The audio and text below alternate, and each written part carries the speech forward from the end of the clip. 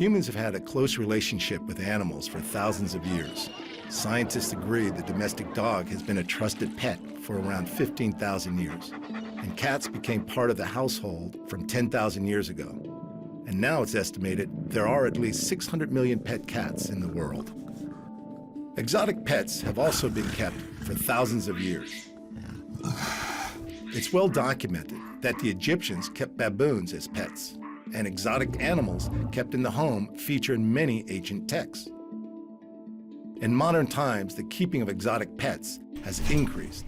A staggering statistic is that there are more tigers in the US alone than there are in the wild.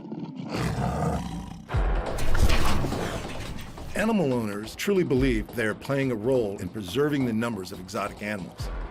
But on the other side of the debate, there are those who believe it is a cruel practice to keep any animals in captivity. This series explores the issues from both sides, from those who know the dangers, but see the benefits, to others who condemn the keeping of exotic pets. Their stories follow. From the outside, it looks like an average family home, but this home has some unusual residents. These are our two baby sloths. They're zoo animals, and they're going to go into exhibits in the zoo. But chances are, since my wife raised them, they're probably going to have to come home every night now because they're a little more than just a zoo animal. In 1994, Charlie Samut bought 51 acres of land in Salinas, California. It started as a small exotic animal rental business, supplying animals for film and television, with part of the property dedicated to an elephant sanctuary. It grew into Monterey Zoo, which is now home to more than 100 exotic zoo animals. Or maybe Charlie and his wife, Lisa, just have a lot of peculiar pets. We treat them, I guess, by definition, like pets. It's tough to say, I don't think people should have them as pets, because we spend 24 hours a day with them. Because we're a zoo, we're able to do that. If we had to go to work every day and spend what little time we had left with them, I don't know that they could get the care they need to stay healthy. And they're so fragile. They can't walk on the ground. They have to hold you. They've got a cute little seal-like face, and you put all that together and people just adore them. They're needy. Although they're a little more aggressive than some might think. While the sloths are young, Charlie's schedule revolves completely around their care. So, what's funny is, your life revolves around them. If we're out somewhere, we have to get home because Bugsy and Belle have to get their exercise. So Lisa lets them runs around the house at night. And then we have to make their food, and it has to be cut a certain way. Oh, baby. I know. Now, how do you do this and convince somebody that it doesn't make a good pet? I get it.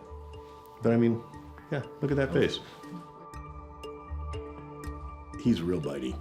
Sometimes he just gets in these moods, and Lisa will take him into the dining room. They like, the bottom of our dining room chairs is their jungle gym. They chase each other all over. And we'll go walking by, and they'll just come crawling across the floor, lunging at us. It's like, I think they're playing war.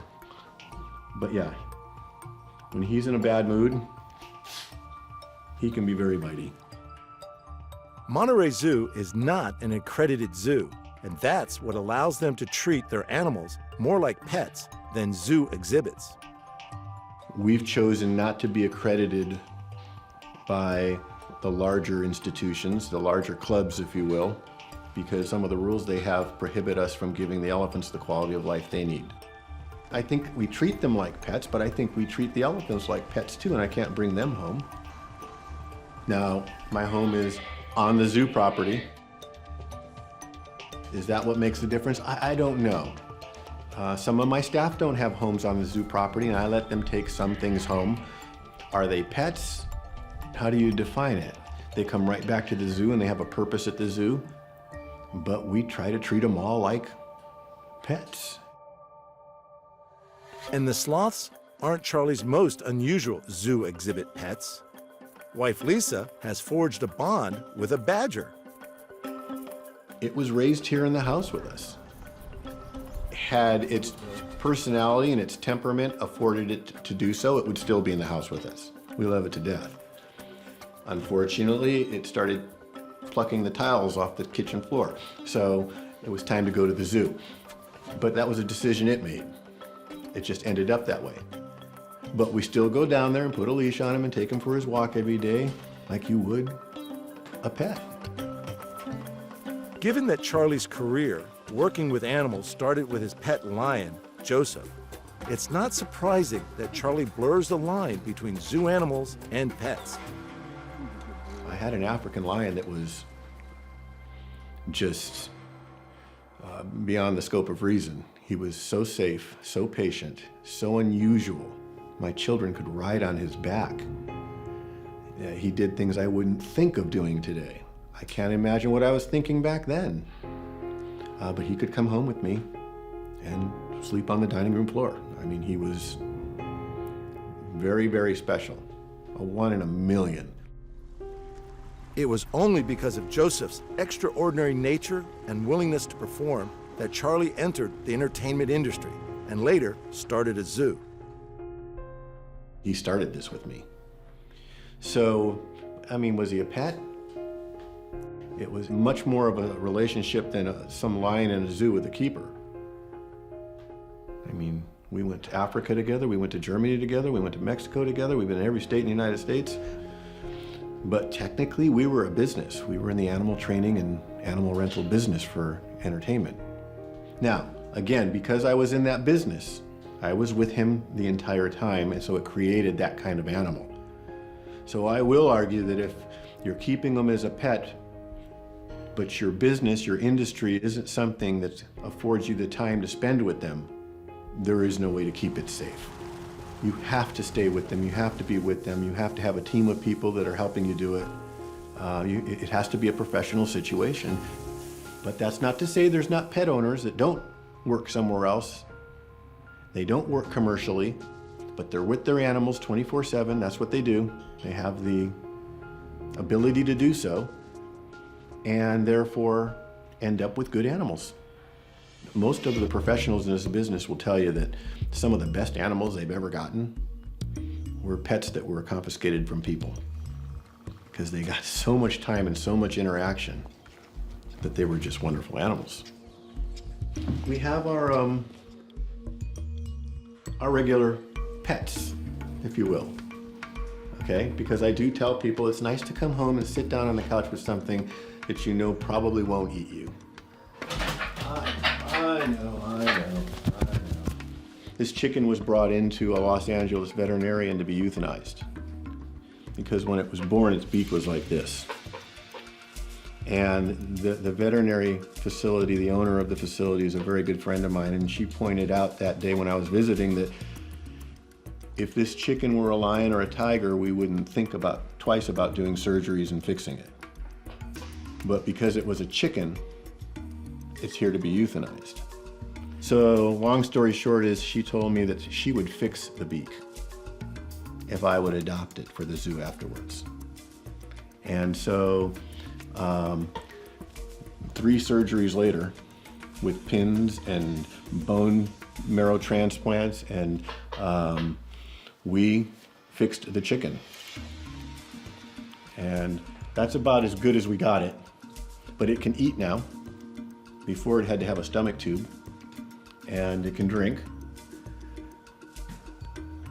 So this is, again, you know, we try to tell people, there are unique pets that aren't necessarily lions and tigers. This happens to be a chicken. The chicken had the Monterey Zoo board divided. It came with controversy. You know, there's a lot of people on our board that said people don't come to zoos and pay to see chickens. You know, and our argument was, that's not what it's about. Are we doing what we do because of what people want, or are we doing what we do because of what animals need? Never met who have Charlie pet continues to outline. blur the line Their between pet relationship and zoo animal. Even the apex predators get treated like part of the family. You guys okay? Yeah. Put the line up and lock us up. Okay.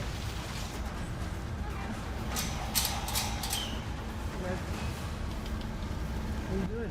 Once again, we're struck by the rapport Charlie has with even the most dangerous animals. These bears may be young, but their claws and teeth could easily kill.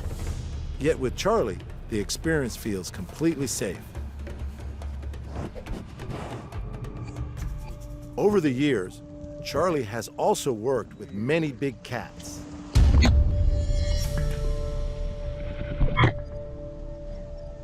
And they all require a different approach. He credits leopards as being among the most dangerous. Problem with leopards is that you walk in with them and you're in trouble and you didn't know it. A lion or a tiger, they'll be on top of whatever they're possessive of, so you know it. It's a very explosive brain. It's a very different brain. Lions then have your social structure to deal with, so they've learned to fight each other. Many companies won't touch lions. You can have the best lion cub in the world and he turns 5, 6 years old and he challenges you for that position in the pride, and it's all gone. I'd say tigers are about the easiest, believe it or not.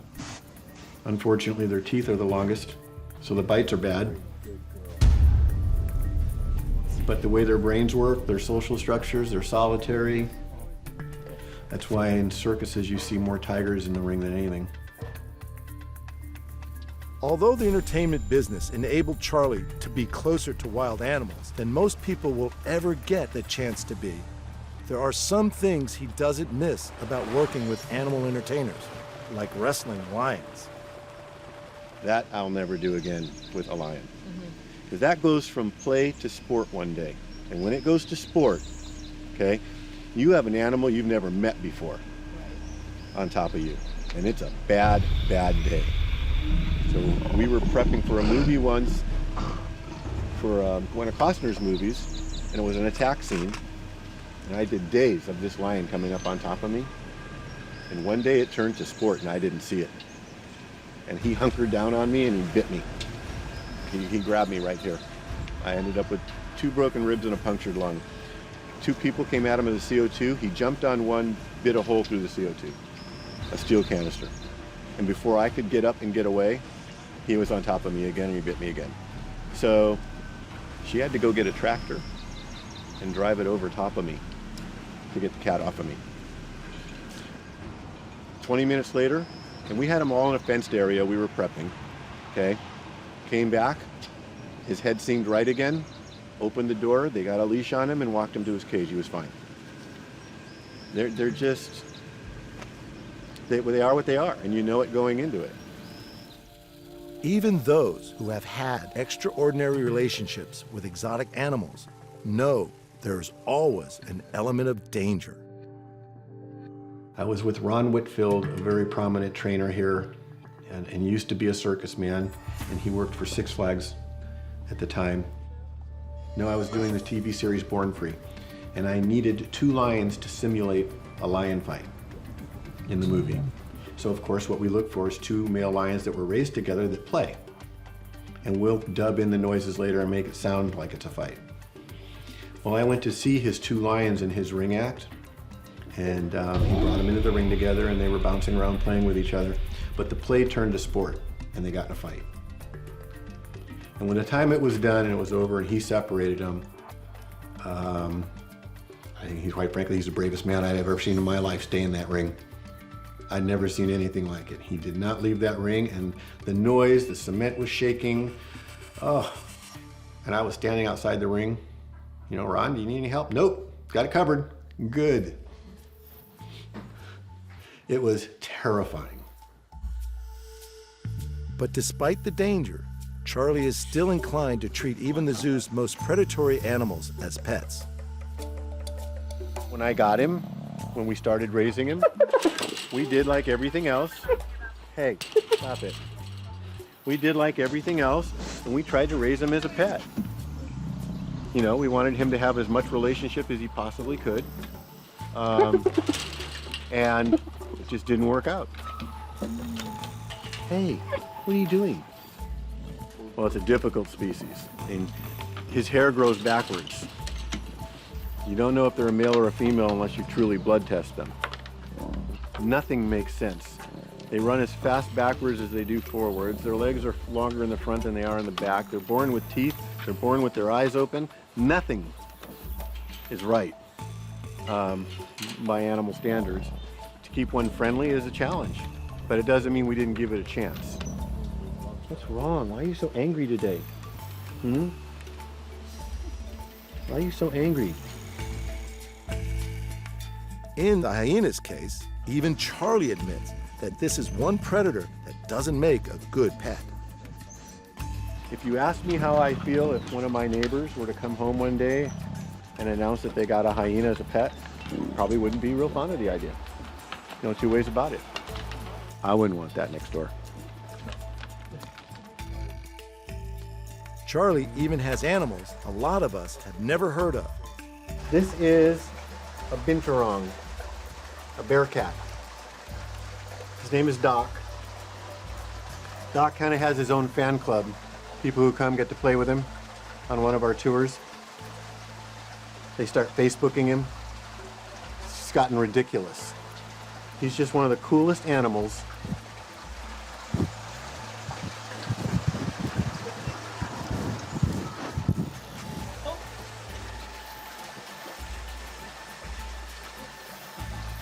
Are you dangerous? Are you dangerous? I know. You're so grumpy. You're so grumpy. Yeah. For some reason, Doc has been really nice. Gets to visit with guests, he gets to play with them. Again, raised in the kitchen, you know, in a home, whether it was my home or sometimes he stayed in other people's homes, and they created this. So if you go to any zoo and you ask for the animal that smells like buttered popcorn, they're going to take you to a bear cat. And kisses. What? At Charlie's Zoo, even mountain lions, the largest cats in North America, become little more than house cats. She started off in our kitchen before the chicken. With the big cats, as soon as they're able to jump up on the counters, they become part on the house. When it comes to keeping exotic animals as pets, Charlie repeatedly recommends spending large amounts of time with the animals and the need to be a very dedicated pet owner. Training needs to start when the animals are young. Problems with your lions and tigers are you kind of got to be here when they're babies, and you got to stick with them when they're babies. You got to pour a lot into them then if you're going to have any kind of relationship when they're adults. So there is no safe way to introduce an adult lion or a tiger to someone new without risking that challenge and a train crash as a result of it. So it's far more ideal to have them there when they're babies. Can it work out? Sure. Is it supposed to? Probably not, because there's really no reason why that tiger shouldn't challenge you for that position. You know, anytime you work with a wild or an exotic animal, you're asking it to surrender instinct. The question is, how much instinct is it fair to ask an animal to surrender? That's the question. So even when we were working with circuses, we would suggest to them that it's the relationship between the tiger and the trainer that people are most fascinated with. Is jumping through the fiery hoop really necessary anymore? Because if you're up in the crowd and you listen to the crowd, okay, it's when the trainer walks up and hugs that lion and disappears in his mane, you hear all the oohs and the ahs. Entertaining moviegoers or zoo visitors, Charlie has no problem asking his animals to contribute to the running of the household. I don't feel bad for anything I ask my animals to do, because I'm really not asking them to do anything I'm not doing also. You know, if they have to stand there and take a picture with somebody to help us make ends meet, so do I. And it pays for our home and our food, and that's how the whole thing works, and we all participate, animals included. And I realize there are activists who would argue otherwise. The animals don't have a choice. And I would argue, not sure I do. And you do, you have to sleep at night. So how much instinct is it fair to ask them to surrender? Maybe as I get older, I'm surrendering more and more, you know? But when you have human kids, you find yourself doing that too. Once the zoo is closed for the day and all the visitors have gone, the staff begin the nighttime routine. For Charlie, that means quality time with the exhibits. Right now, everything goes to bed, and I usually interrupt it along the way and play with it, and the staff hates it because half of them want to go home, but it's too bad. And once you've raised chickens, sloths, and badgers in your kitchen and realized your dream of opening a zoo, forming close bonds with all sorts of weird and wild animals, what do you do next? It's kind of a retirement for me. It's open the gate in the morning, close the gate at night, and know that the animals got what I promised. You know, this was all about a promise to Joseph. Unfortunately, he didn't live long enough to see it, but we did promise him that day that we would finish it. That's all this is, one big promise. And I actually now feel like it's gonna happen.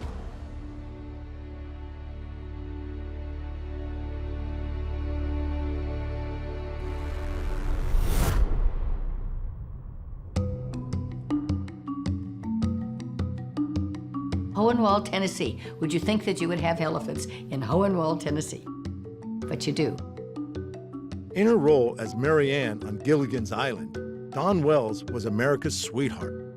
Today, with dozens of film, television, and theater credits, she now also devotes herself to more philanthropic pursuits.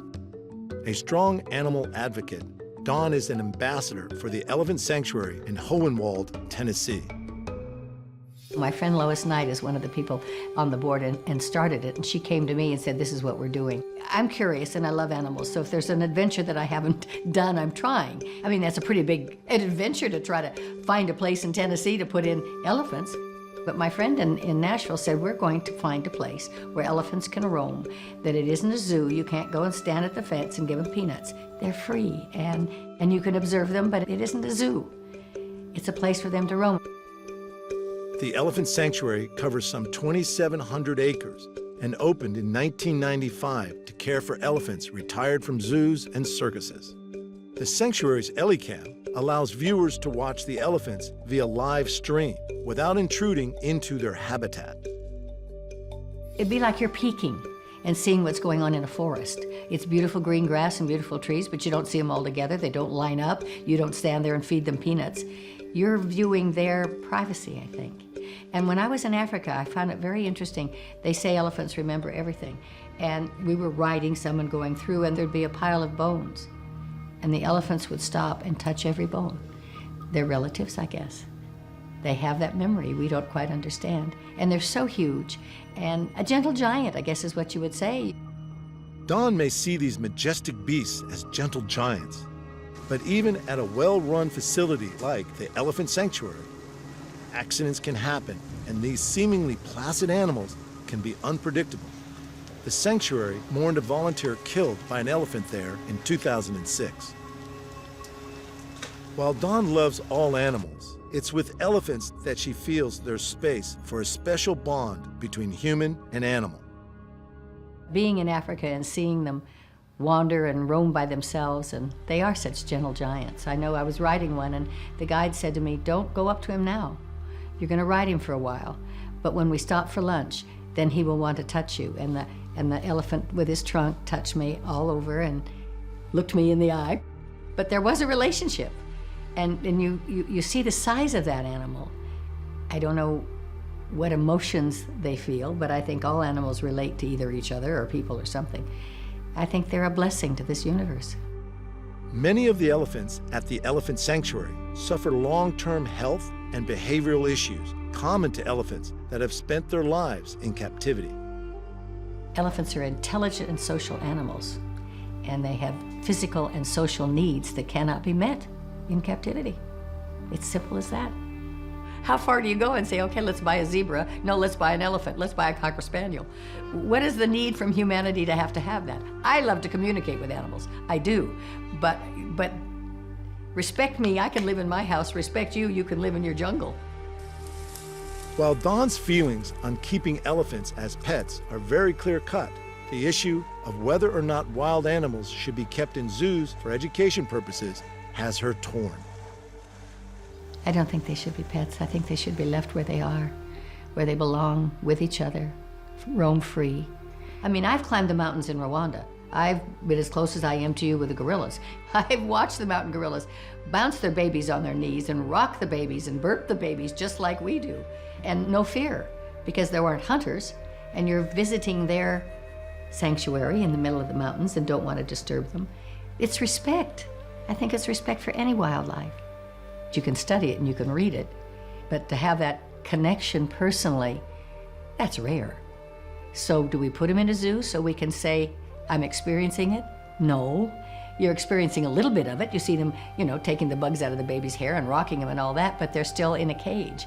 It's a conundrum, it really is, because how else would we know? We all can't go sit in the Rwanda mountains and wait till they come by. And yet, they should be free. I don't have an answer. She does, however, recognize the need for sanctuaries to care for exotic animals already in captivity. It's a controversy, I think. I mean, I think they are being taken care of, and maybe they would be shot, or maybe they would be hunted, or maybe they would be starving where they came from. How they got there, I don't know. It's like if I have a dog, I'd like a backyard where he can roam. I don't want to have a dog sitting on a pillow in my house all the time. When I was doing Gilligan's Island, I had this pet sparrow that fell out of a tree, and I couldn't feed the little baby, and I'd bring it on the set in a shoebox, and all the crew would come in with little tweezers and little bugs, and they'd feed him a little sparrow all day long, and at one point we let it go. But we nursed it back to health, so to speak. So I think human beings can be an advantage to an animal. We have them in captivity and you see what they're doing. You're aware of their needs. But do you take them out of the jungle to do that? Or are they out of the jungle already? I think Hohenwald, they have plenty of space to roam. But how many places can you have to do that? The elephant sanctuary is currently home to 11 elephants. Just give them the place to roam and the lack of human contact, I think, and where they should be with each other. I mean, when a new one comes in, they all welcome it. When they've lost one, they all mourn. You're really able to communicate the feelings that they're feeling. And when you're in the middle of the jungle in Africa, you don't know that's going on. You don't see that. They take care of them like they're a pet, but they're not a pet. They're cared for, and they're respected. Elephants at the elephant sanctuary enjoy large, natural habitat enclosures, the companionship of a herd, and the benefits of using modern technology to learn about how best to care for them. To Don, this seems like the perfect solution, educating people about elephants and at the same time allowing them the freedom to roam. I guess with the new modern way of doing things, the camera is on the elephant itself. And you are seeing what the elephant is seeing without being there and bothering them at all, and you're studying that animal and that animal's habitat and how they behave. That's new because of our technology. That's the way to do it, wouldn't you think? They're relatively small, relatively docile, and yet they're one of the most feared creatures on the planet. In many households, Alex Barlow's unusual pets would receive some pretty rough treatment. I often get people saying, like, if your spider come near me, I'll do this and I'll do that, And I like to wonder what if I said that about their cat or their dog, how would they respond, People often question my mental capability just for owning spiders and whatnot. Alex has been collecting and selling a variety of invertebrates for about 18 months. His collection would cause as many as 1 in 3 women and 1 in 4 men to be crippled by fear. Some people would be like, oh, and like freak out. Others would just, their fascination would be triggered and they'd walk up and ask about them, Yeah, I guess I'm one of the people that ask about them. How you feeling today, baby girl? Are you all mad?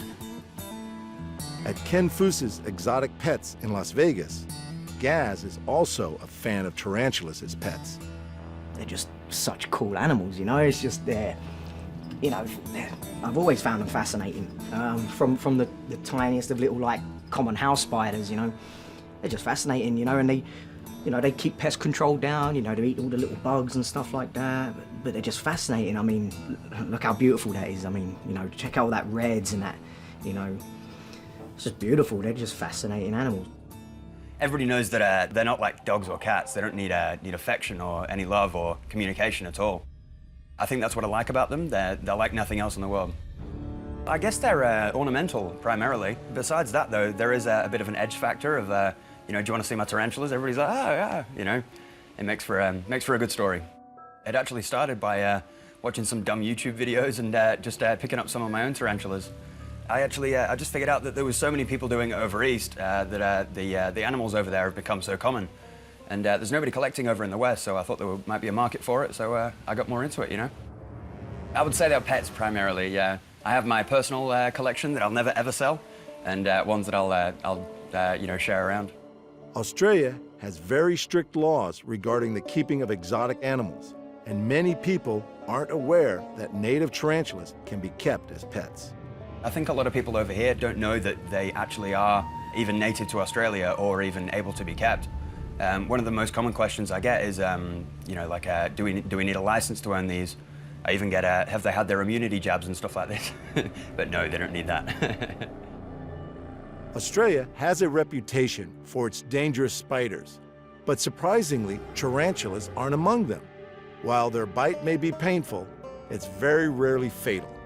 I got bitten by my rose hare, and like I said, it was like, and I was probably around about 13, 14 years old, and it got me, and it was very shocking. You know, I was kind of like frozen with shock. So a lot of people's reaction is to, whoa, flinch, you know, and you can drop the tarantula, you can kill the tarantula that way. But I was just kind of like frozen in shock being 13, 14 years old and getting bitten by a tarantula the first time. So I didn't really feel the pain or the sting till about maybe 10 minutes after. And then it, you know, it started stinging. I had, you know, slight swelling where it had bitten me. But after about 20, 30 minutes, it went away. So that's how I knew I wasn't allergic to those kind of things. You know, which is probably a good thing, because, you know, people get stung by bees and they have allergic reactions. It's you know, it can be deadly. There is a chance for anaphylaxis with any kind of bite, with any kind of venom. There's been 0 recorded deaths from tarantulas in throughout history. So you could even argue that snails or anything is more dangerous. There are 2 types of tarantula: Old World species from the Eastern Hemisphere and New World species from the Western Hemisphere. In Australia, all we get is Old World species, and they're 160 million years old predators. They operate completely off instinct, and they haven't been watered down through breeding to be, you know, prettier or slower, less venomous and stuff like that. But the New Worlds, they've been, the colour's been brought out in them, and the placid behaviour and whatnot. The New Worlds are much more prone to being handled. In fact, most tarantulas will tell you not to handle an Old World at all. Yeah, they're very quick, very fast, unpredictable. Yeah.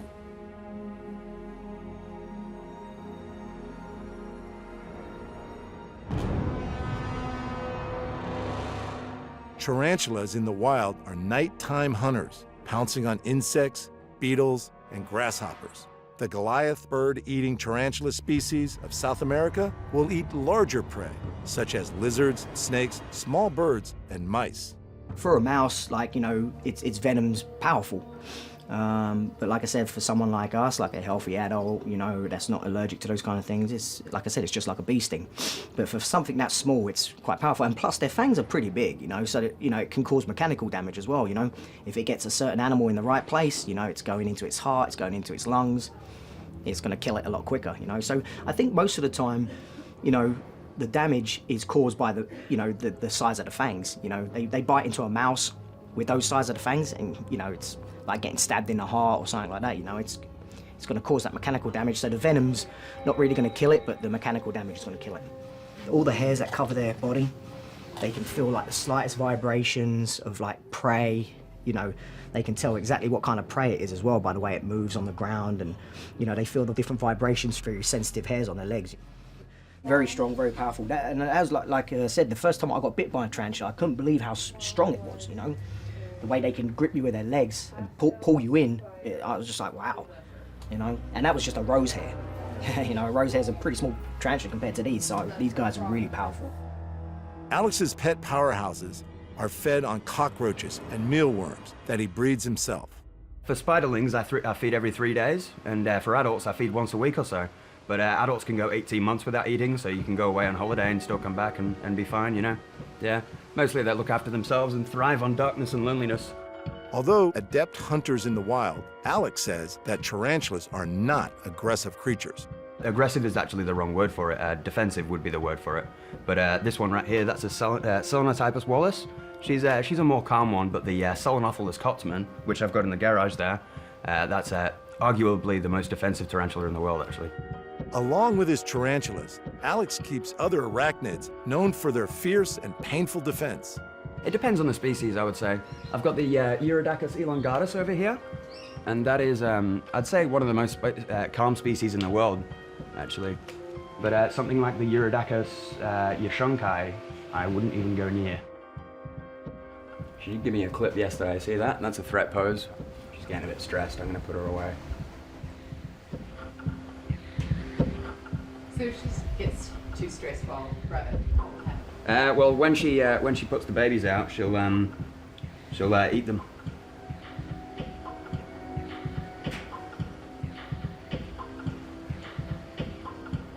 Go on.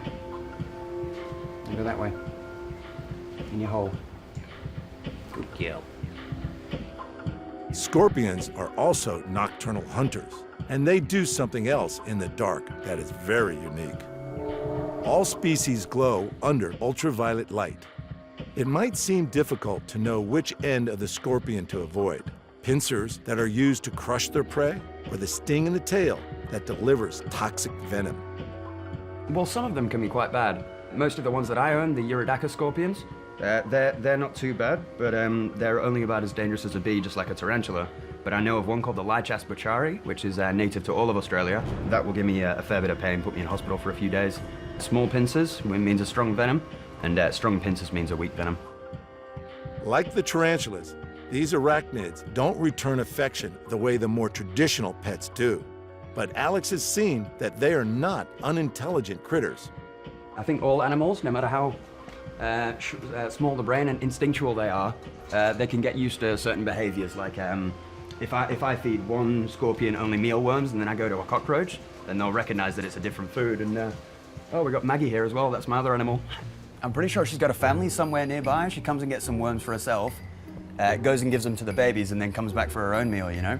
She usually comes back twice. Good girl. I do that whistle every time so she gets to know part of my voice, you know? She eats too many of these. I end up having to buy more, you know? All right, go and get out. Need to learn how to hunt again. The Australian magpie is known for its intelligence and for its habit of fiercely defending its nest by swooping at unsuspecting passers-by. No, she's never swooped me. I don't think I've seen her in mating season, though. I'm not sure. I could be wrong. I do worry about this guy on my shoulder with her around there. The guy on Alex's shoulder isn't a predator, but it's definitely an unorthodox creature to keep for companionship. Its extraordinary body is designed to look like the leaves it feeds on. If threatened, it will arch its tail above its body towards the intruder, much like the scorpion. This is a spiny leaf insect. It's one of the stick insect family. And these guys are native to, I think this one's from northern Queensland, but they might be all over Australia. They're not my expertise, these guys. But what's interesting about them is this is a female right now. You can see that by the smaller wings. Males have bigger wings. And basically, the female will always give birth throughout her life, but she'll only give birth to females if she doesn't mate with a male. And if she mates with a male, then it'll be 50% female, 50% male. Interesting, huh? The spiny leaf insect is obviously not Alex's most dangerous predator, but neither is Maggie, the tarantulas, or the scorpions. The giant centipede is found across Australia, and its venom is toxic to both insects and mammals. These multi-legged creepers can reach up to 16 centimeters long and have even been known to feed on small snakes. I've been bitten by a centipede, but not by an adult. It was only a peedling. and it couldn't get through the skin. It was that small. I was trying to dig around for it under the soil, so it was a bit irresponsible of me. He must have just like felt something and then just had a bit of a tag. It was like a pinch. Alex got away lightly. The bite from the giant centipede causes severe pain that can last several days. I would say that aggressive is again the wrong word for it. Defensive is the proper word, but if I was going to use it for anything, it would be centipedes. Centipedes, if they bite you, they'll hurt for a much longer time than a tarantula or a scorpion. I've kept tarantulas and scorpions for 18 months, but centipedes I don't think I'll ever get used to. They're just so unpredictable and bleh. They can use those pincers on their back and grab my finger and then try and like walk back up themselves and onto my finger. This is what I mean by unpredictable, and just they freak me out a little bit. Despite its name, the giant centipede has only 21 or 23 pairs of legs. The first pair of legs behind its head are modified claws which curve around the head and can deliver venom into its prey. Go on, have a munch. Good lad.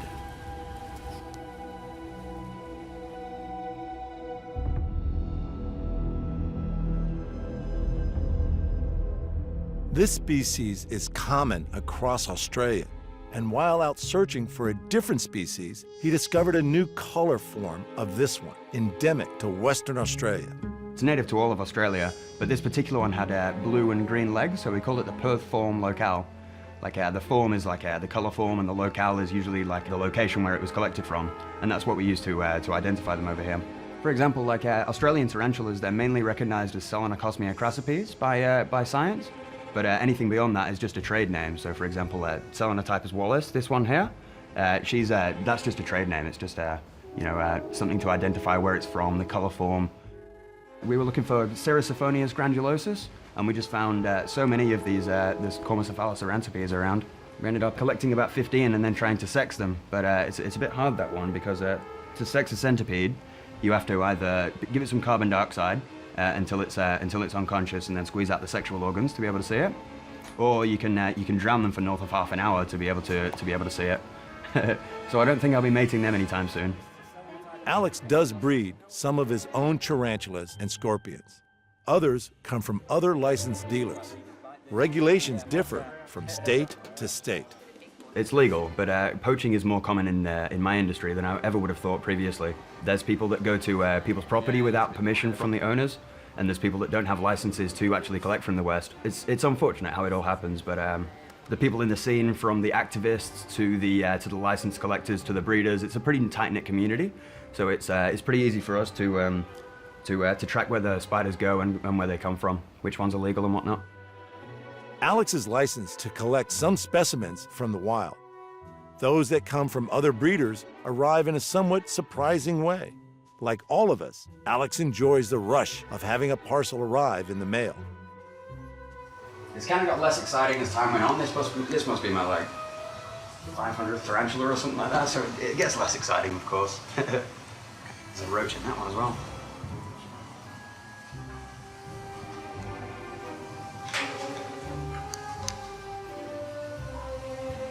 There she goes. However, the local mailman is not nearly as fond of Alex's deliveries. He freaks out, and it always seems like he's in a rush to leave every time he comes over, you know?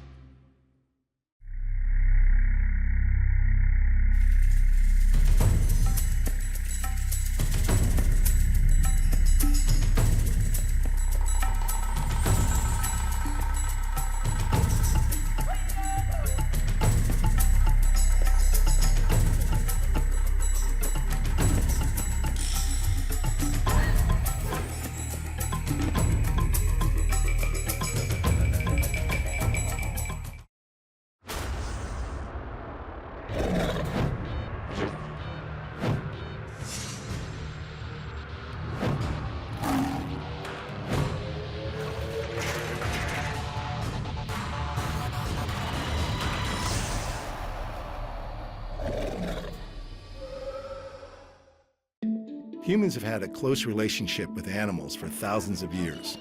Scientists agree the domestic dog has been a trusted pet for around 15,000 years. And cats became part of the household from 10,000 years ago. And now it's estimated there are at least 600 million pet cats in the world. Exotic pets have also been kept for thousands of years. It's well documented that the Egyptians kept baboons as pets, and exotic animals kept in the home feature in many ancient texts. In modern times, the keeping of exotic pets has increased. A staggering statistic is that there are more tigers in the U.S. alone than there are in the wild. Animal owners truly believe they are playing a role in preserving the numbers of exotic animals. But on the other side of the debate, there are those who believe it is a cruel practice to keep any animals in captivity. This series explores the issues from both sides, from those who know the dangers but see the benefits, to others who condemn the keeping of exotic pets. Their stories follow. Birds of prey are instantly recognized as predators.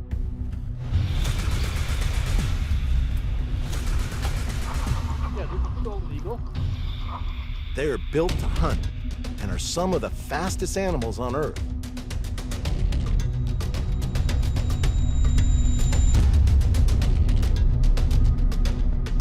One man in Utah, USA, is closer to these birds than most of us are ever likely to be. Martin Tyner is not only a recognized expert on birds of prey, he also shares his life and his home with some unusual bird friends. This is a prairie falcon. Her name is Cirrus. She is one of our desert falcons here in North America. She does live in the house. Basically, the reason she lives in the house is these animals are very wild, very high-strung, very difficult to deal with, and they require a lot of socialization, a lot of interaction with people in order to be comfortable, especially when I'm out doing wildlife programs in an audience of 500 to 1,000 people. The birds have to be comfortable. And so she comes in, she goes out in the daytime, but she comes in the house and hangs out and watches TV with the family, and she's just truly a member of the family. She's very sweet. She loves to talk to me. Hi, baby. Martin is a master falconer and an educator, and he is heavily involved with the conservation of birds of prey. But he is very aware of the dangers of keeping these large birds, and he never forgets where they have come from. This is in every respect. This is a wild animal. Even though you know she's worked with me and we get along wonderfully together, she still is wild. She still has a very strong fight or flight instinct. She's still instinctively afraid of humans. And so, but you know, being again in the house, in her location, strangers and cameras and things, that's pretty tough on her. And so the hood is actually her protection against stress. It just covers her eyes, so now she can kind of just sit quietly and she doesn't feel frightened. Putting a small leather hood over the head of the bird instantly quietens them down and gives the bird a sense of security. Martin is an expert on the handling of birds, so taking his feather friend back to her pen is a simple procedure. Having a bird of prey as a pet might be a different story altogether. It actually isn't quite like a dog or cat in that with a dog or cat, they have been domesticated. They want to be with you. They want to be your friend.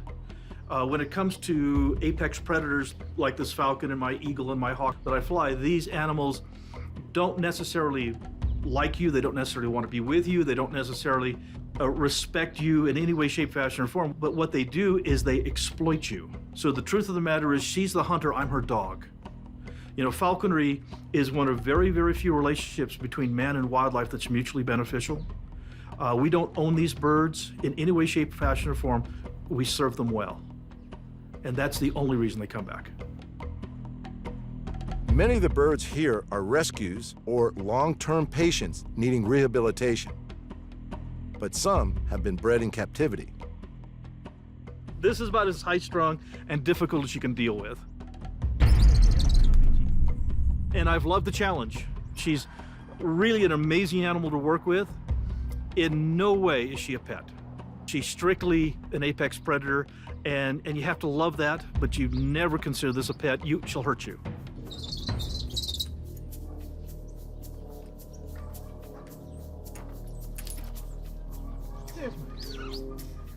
There's my little BG. And as you can see, her posture is very, very different, even though I raised her.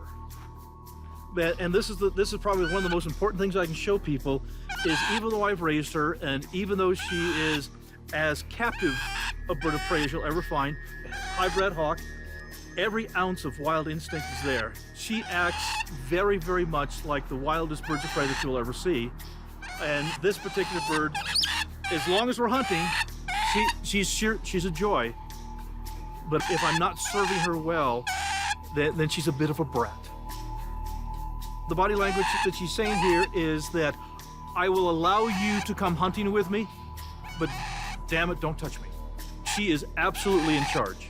Now, again, on the head, I can touch her breast slowly, but even at that, hey, sweetie. Yes. But I have to watch those feet because that's what she kills with. Those razor-sharp talons is what she uses to kill with. And so she can bite, but the bite really isn't nearly as bad as the feet. Huh, baby? Yes, you're such a brat. But you're a goshawk, that's why, huh? There is no doubt that Martin loves his birds. But one of them is his favorite. Scout is an American golden eagle and has been with Martin for over 15 years. Their relationship is unique and crosses the borders between pet ownership and a mutual respect between animal and human.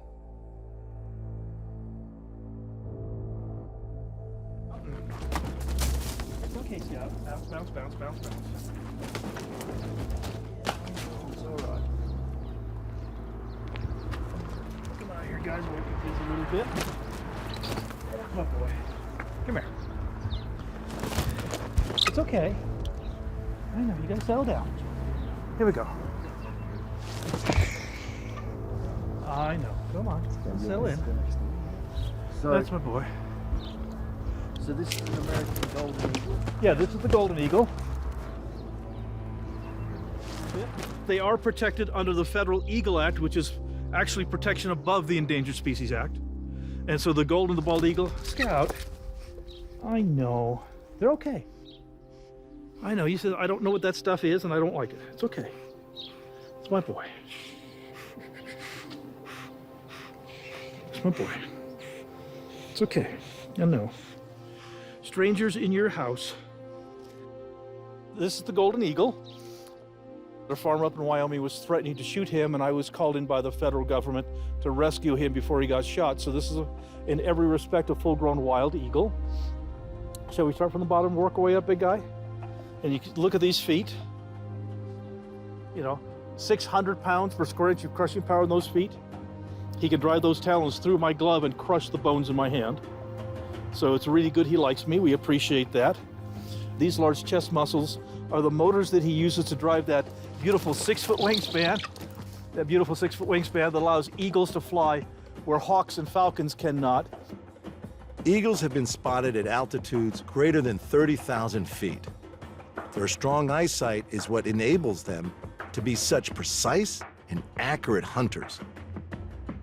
My eagle can see 8 times further than you can. And not only does he see 8 times further, he has 6 times the number of light-sensitive cells, the rods and cones on the back of the eye, so everything he sees is 6 times clearer.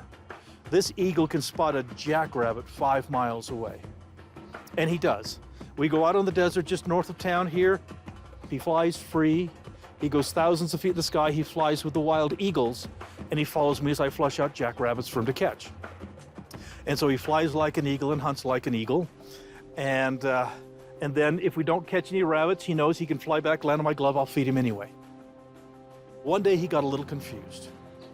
Thousands of feet in the sky, no rabbits to be found. It was time to go home. So I blew my whistle, threw his toy out on the ground, and my eagle went into a wonderful dive.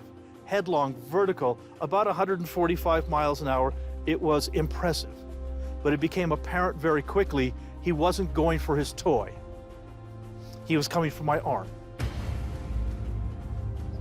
When I woke up, I was 6 feet back, laying face down in the dirt, with my eagle standing next to me, looking down at me to say, "Why are you laying there?" I had a long talk with my eagle that day, how I could not withstand the impact of an 8-pound bird at 145 miles an hour, and I would appreciate if you'd never do that again. He dislocated my shoulder and damaged my back and knees. Looking after eagles does have its challenges. They are, after all, a major predator and can leave a nasty bite.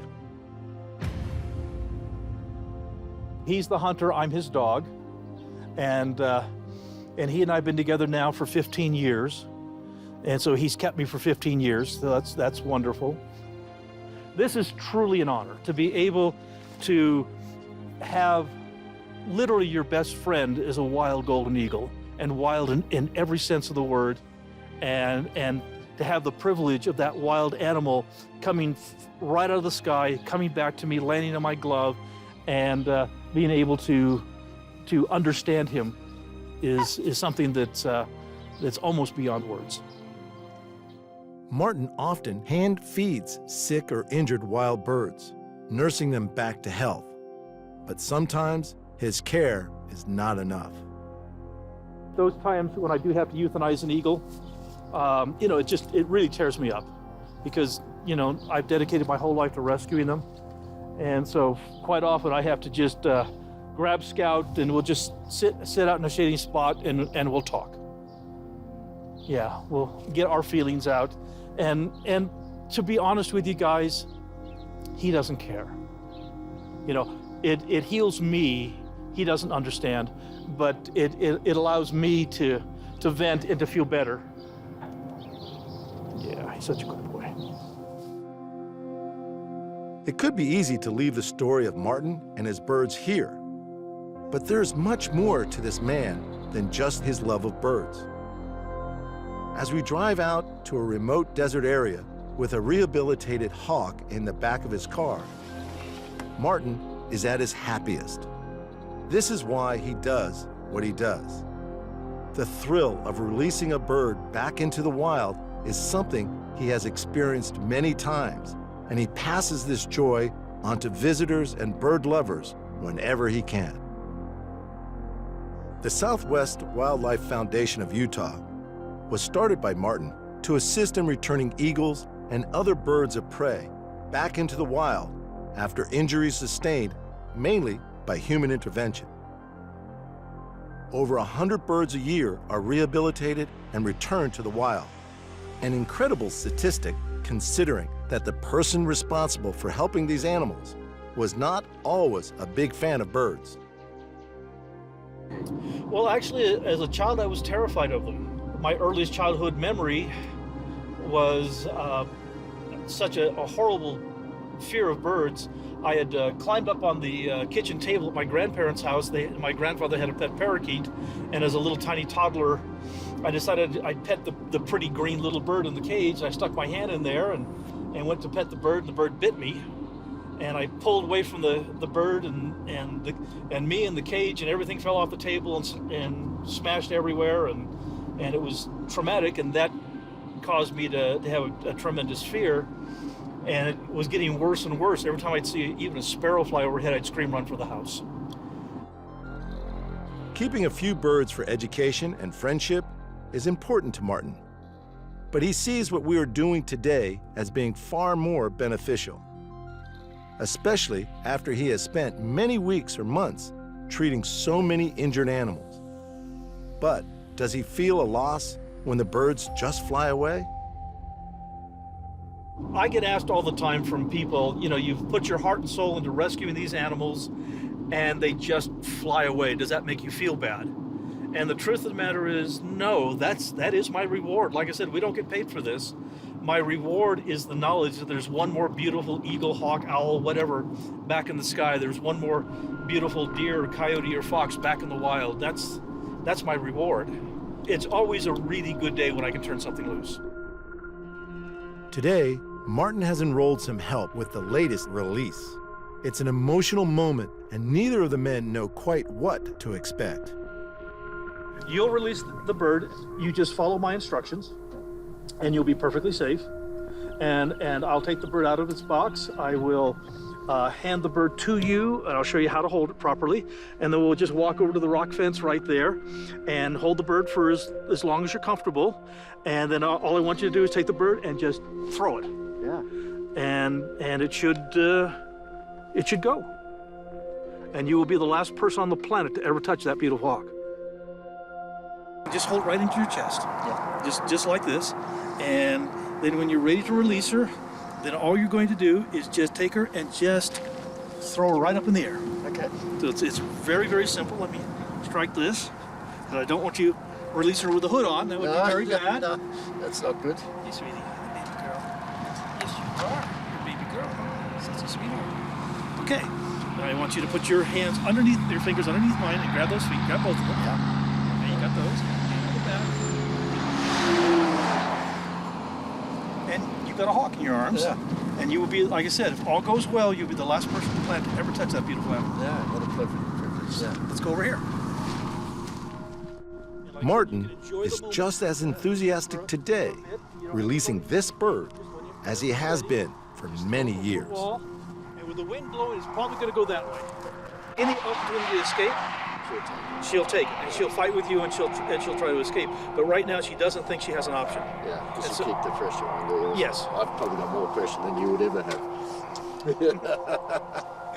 You ready, I know guys? it's a little intimidating, but there you go. No, it's not intimidating. It's just interesting. Yeah, it's great. Whenever you're ready, guys. Yeah, and I'm ready on my end. Jules? Yeah. So I still hold the legs. Just move it away from your chest, Yeah. and throw it up and release the legs at the same time. Okay, here we go.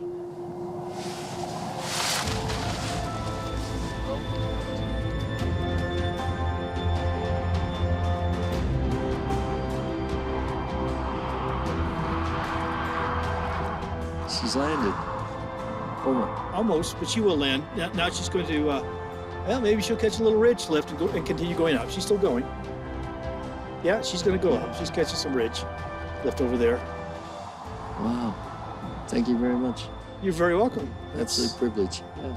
That's what I do. I just Yeah, you're care lucky for man. critters and put them back in the wild. Yeah.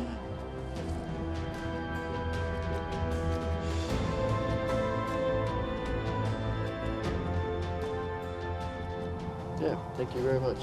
Anytime. It's an incredible experience, yeah. Amazing. I've never let anything go before. Tend to keep them and eat them. Well, like I said, this has been my entire life. Yeah. You know, my misguided life. It's Yeah. just what I do. No, it's a great thing to do. Yeah, it's, I think it's so. a great thing to do. No, thank you very much. Yeah, you're welcome.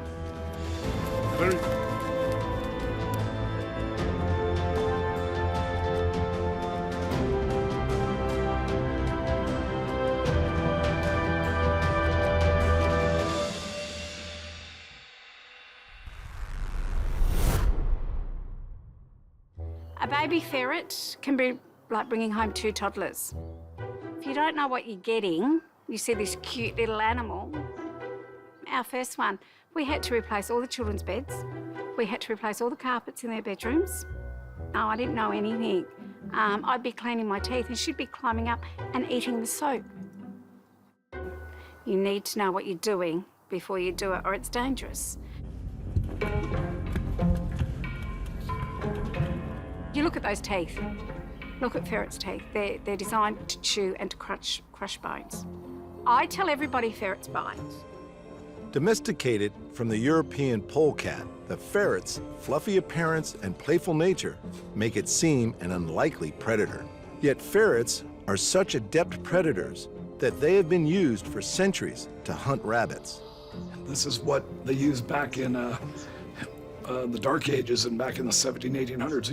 These things hunted rabbits for wealthy people, but these were bred in captivity in Europe hundreds and hundreds of years ago. The ferrets are taken and put down the holes, and they chase the rabbits out. They put nets across the holes so that the rabbits just go straight up into the nets. And that was why ferrets were first brought to Australia. They came out with their settlers. They were also popular for pest control in cities, flushing out and killing rats and even helping with rat bolting, a method used to chase wires through buildings. Ferrets are still used for rabbit hunting today, although they are far more commonly seen as house pets. Jo is the rescue coordinator for the Western Australian Ferret Society. She currently cares for 17 ferrets, many of whom can't be rehomed. This is Gator. Gator will not use his back legs. He eats, drinks, he's happy. But yeah, most of these are all rescues for one reason or another. We get quite a few each year. There are a lot of reasons why people surrender them. They're not prepared is one of the big ones. This is a little rescue girl. We knew where her owners were, but they never came forward to claim them. So she stays. Ferrets are small and mostly domesticated, and many, like Jo, see them as an attractive and rewarding pet despite their bite. They're great. They're a combination between a cat and a dog. They've got the curiosity of a cat, and that's what gets them in trouble. There's always what's over there, or what's, you know, what's this or what's that, and they're too busy looking at everything. You know, everything is fast forward for a ferret. But they've got the loyalty, the love, the intelligence of a dog. It's like it's all rolled into this tiny little fur ball. Ferrets are best known for their bad smell and their bad bite. And at first, even Jo wasn't keen on the idea of a ferret as a pet. A friend of our daughter, my youngest daughter, who was, I think when she was 5, she wanted a ferret. We weren't going to have one. I used to think that they were the worst creature ever put on the earth. And a friend purchased her one. And we hit the roof. There was no way in the world my husband and I were going to have a stinky, horrid ferret in my house. And then they brought her home and put her in my hands, and it was instant love. I just fell in love with her. In Las Vegas, exotic pets employee, Georgia, is another fan of the ferret. She has 9 of them herself. Essentially, they're kind of like a puppy or a kitten, and they never really grow up in the fact that they're always playful. They love to like have attention and just interact. They're pretty easy to take care of, and they're really fun and interactive. I mean, they're sleepy right now, but you can wrestle with them, you can play with them, and they're more than happy to play back. And they're really interactive. Their boisterous nature means that ferrets can be quite a handful. Jo has fostered dozens over the years, and it's taken all of those years of experience to get the hang of keeping them as pets. Toilet seats. You know, it's toilet doors. People leave seats up and doors open. It's just something a lot of places do. You need to put the seat down and close the door because the little buggers will get in it because of their curiosity, what's in there. But yeah, they'll climb brick walls.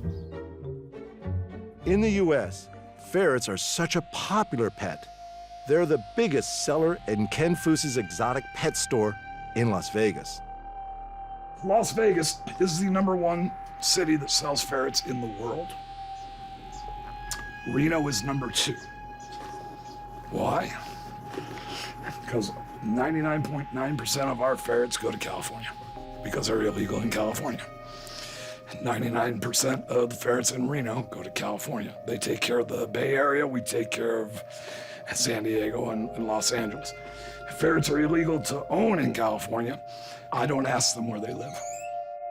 California has banned the keeping of pet ferrets, fearing that if released into the wild, they will decimate the local flora and fauna, as they did in New Zealand, where the fuzzy predators are also prohibited.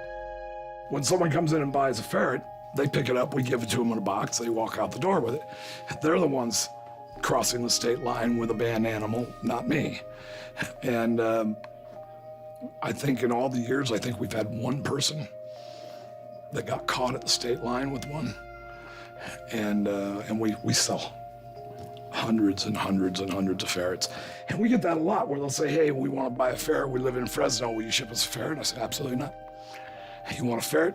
drive down here and get it. And they do. Members of the weasel family, ferrets are obligate carnivores and in the wild will feed on small mammals and birds. In captivity, they still need to be fed a meat-only diet. I always tell people, think of a T-Rex in a little version. So it's raw meat, day-old chickens, mice. Yeah, my guys have the raw meat and the chicken hearts and chicken giblets, and they like them. They need to chew.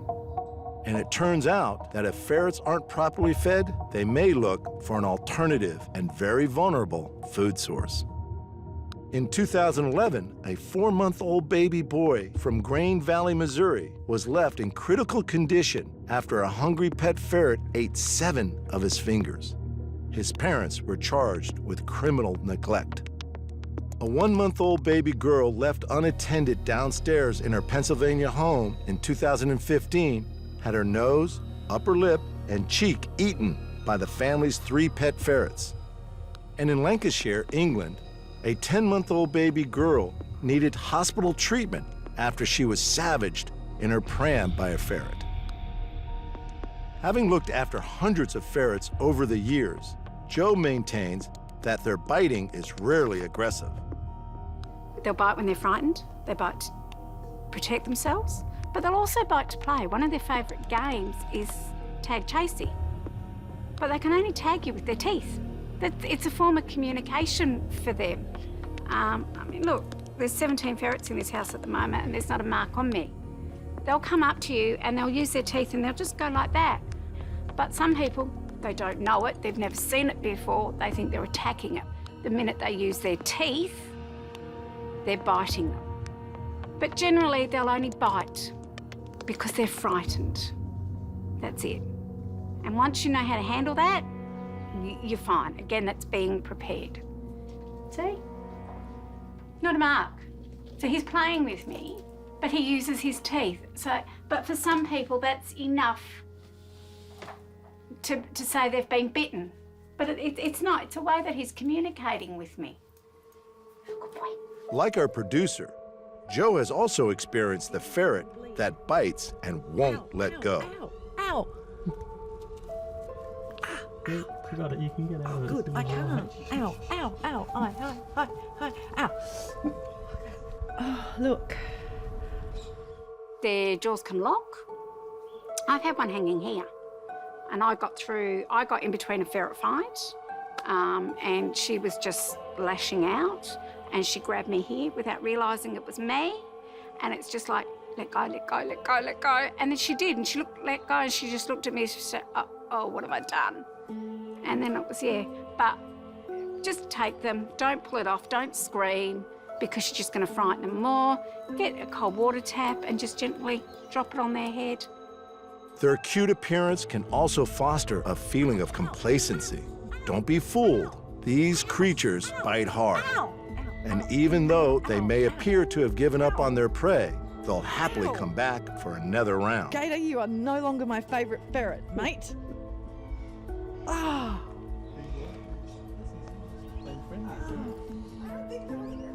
Oh, that's nasty, that one. Oh. They're spitting That's everything. nasty, man. They can bite if they wanted to, but they usually don't. It's sneezy. Sometimes when they're babies, they'll nibble a little bit harder and you gotta teach them, but they take the training pretty well. They can learn basic commands and stuff too. Ferrets' high intelligence make them both effective predators and attractive pets. They're incredible, they're intelligent, never underestimate them. We've got people teach them to do rollover tricks, walk on a lead. I've seen them get across from one corner of this backyard to the back corner without getting a drop of the sprinkler on them. And the sprinklers were going like this at the time and they would just time it perfectly. Or this door, they couldn't open the door, the girls, because they were smaller, couldn't open the doors. So they'd go and get the big boy, Fred, and he'd come and open the door. So yeah, don't underestimate them. If they want something, they'll work out exactly how to get it. And the ferret's sharp teeth and strong jaws aren't its only defense. Yeah, everybody's got a different personality. And you have personality clashes and, yeah, the arguments and I don't like you, go away. Lots of screaming. That's when they drop their stink bombs. That's another form of defence for them. But that's it, that's all they've got. And they're such tiny little creatures. It stinks, but it's not like a skunk. It will dissipate. With 17 ferrets and not a bite mark on her, Jo clearly has a special relationship with her tiny predators. And she has her own theories about ferret owners. The amount of people that get ferrets, something's happened to them emotionally. Yeah, I don't know what it is or why it is, but they get them. Is it because they're so misunderstood? And people think that, you know, these people think that they're misunderstood or I don't know what it is, but there's something, some connection. And my mother swears I would have had a mental breakdown at some stage in my life. And it was just them that's kept me sane, because I'll just go and sit and curl up with them. It's like having a pretzel or a chip. One is never enough. You always take more.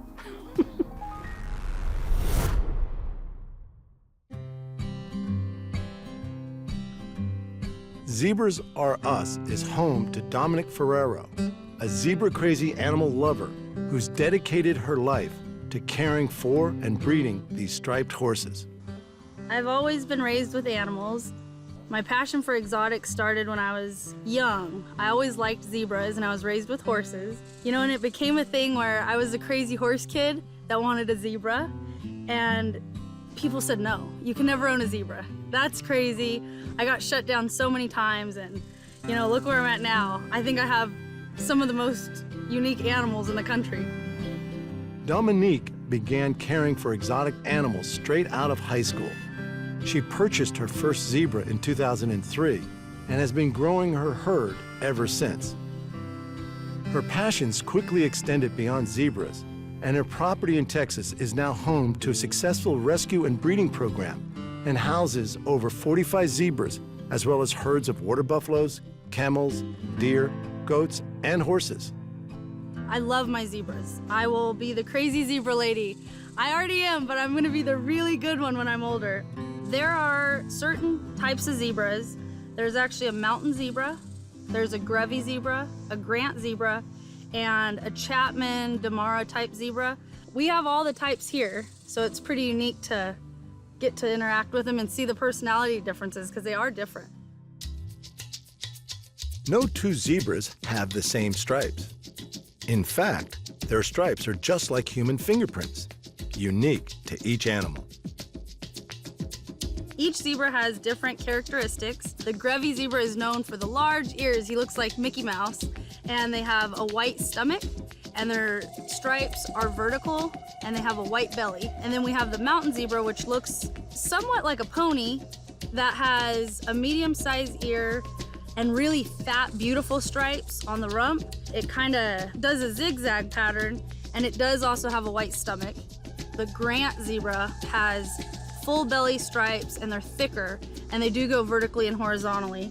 And they're a smaller type zebra. And then the Damara type Chapman zebra actually has zebra stripes on its body, and they typically have white legs, no stripes. So you can definitely, if you point all of them out and stand them together, there's obvious differences, you can tell. Two of the species of zebra that Dominic houses are endangered, the mountain zebra and the Grevy zebra. Due to their need to compete with livestock for food, the destruction of their habitat for farmland, and hunting, mountain zebra populations have previously reached as low as 750 individuals worldwide. Fortunately, current numbers are back up to around 2,000, and part of Dominique's work involves breeding these animals in the hope of keeping the population growing.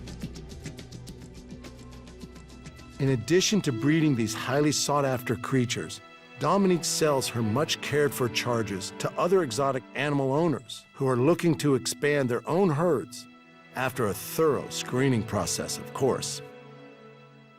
It's amazing. The relationship you can have with a zebra is one in a million. You know, it's a very hard process to screen potential owners. I feel that people that go into exotic animal ownership, you really have to be passionate. And I can tell that in someone's voice when they call. It's the people that want to ride them or go in parades and do things. It's like you set yourself up and the animal for failure. So I try to screen all the clients and really talk to them and tell them what they're getting into. And if at the end of the day, you're satisfied looking out in your beautiful pasture with 2 beautiful zebras grazing on the grass, you will never have an unhappy day with a zebra. You will love that animal. And I invite everybody out here to come see and really know if this is an animal that they want to get into. You know, you need to think about vet work and what if something happens, what are you going to do? You know, you have to have those plans and stuff. I do not want to get my zebras back. I want them, when they leave this property, I've raised them, I want them in a forever home. It's not just humans that need screening when it comes to the sale of Dominic's zebras.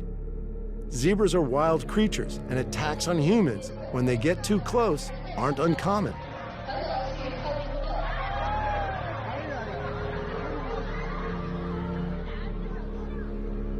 With owning zebras, there is an element of danger. You always really do have to be careful. When I first started getting into zebras, I was very ignorant. I ended up in possession of a zebra that was very dangerous, 3-year-old stallion, and he was represented to me as the best zebra in the world. It even said that on the ad. And I had the animal at my house for less than 10 hours, and that zebra viciously attacked me. He bit me in the neck. He took some neck muscles off. I was in the emergency room and it was quite an ordeal. Zebras defend themselves by rearing, biting, and kicking.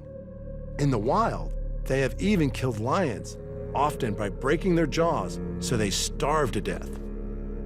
I've been kicked by camels, zebras, horses, anything you can imagine. I've gotten kicked, and that bite sure gets you. That bite'll do it. But to this day, it was the best experience that's ever happened to me. Thank God for my life and everything's fine, but I learned so much from that day. I learned that you really have to respect these animals and it can happen at any minute. And I think education is very important. You really need to be aware of what's going on, and it goes back to not having unrealistic expectations. If you plan on loving that animal and not interacting with it and having it graze in a pasture, you're gonna be fine. When we try to move the animals or doctor them, do any vet work, that's where you have to be really careful. And breeding and raising for temperament is huge. The foundation, how the zebra was raised, where it was raised, that's all a big deal. It's kind of like children. There's different ways to raise kids, there's different ways to raise zebras, and I believe that there's good ways and bad ways, and each one has an effect on the adulthood of the animal. I have guys that raise tigers and carnivores, and they won't mess with a zebra. So they're pretty tough animals, but as long as you get around them and you know how to work with them, it's fun. It's really fun. I enjoy it. I wouldn't give it up for anything. Unlike horses and donkeys, zebras have not been fully domesticated by humans. They remain predominantly wild. Dominic's Safe Haven Rehabilitation Program rescues zebras, and they are certainly at home on the ranch. Started out with the zebras, and it slowly trickled into camels and a few different things, and now that I've had water buffalo, I am hooked on them. They're amazing. They're such a neat animal. Dominic's property is prone to flooding, so conditions here are not suited to typical livestock varieties. Water buffalo, on the other hand, thrive on the damp, marshy ground. There are several different types of water buffalo, and all are very hardy animals. The Cape water buffalo is the most dangerous variety, responsible for more deaths than any other. I have some cows I won't go in with.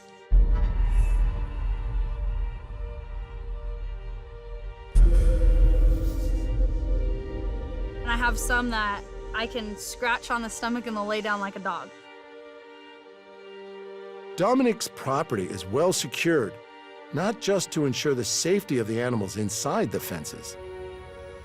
The fencing that I prefer to keep the big herd of water buffalo in is 8-foot tight lock fencing. It is good for the animals inside the fence, and it's good for the animals on the outside. The fencing that we have doesn't allow predators to come in and eat the calves, and then it also doesn't allow the animals that are on the inside to jump over or get through it. You know, dogs can't come in, the calves can't slide out, so it's extremely safe. It's been the best thing that I've found for any exotic. Water buffalo in the U.S. are mostly crossbred for a variety of characteristics. I do like to focus on a big horn base, and I want the horns to kind of come back instead of curl. And so we can breed for those characteristics, but they do have giant horns.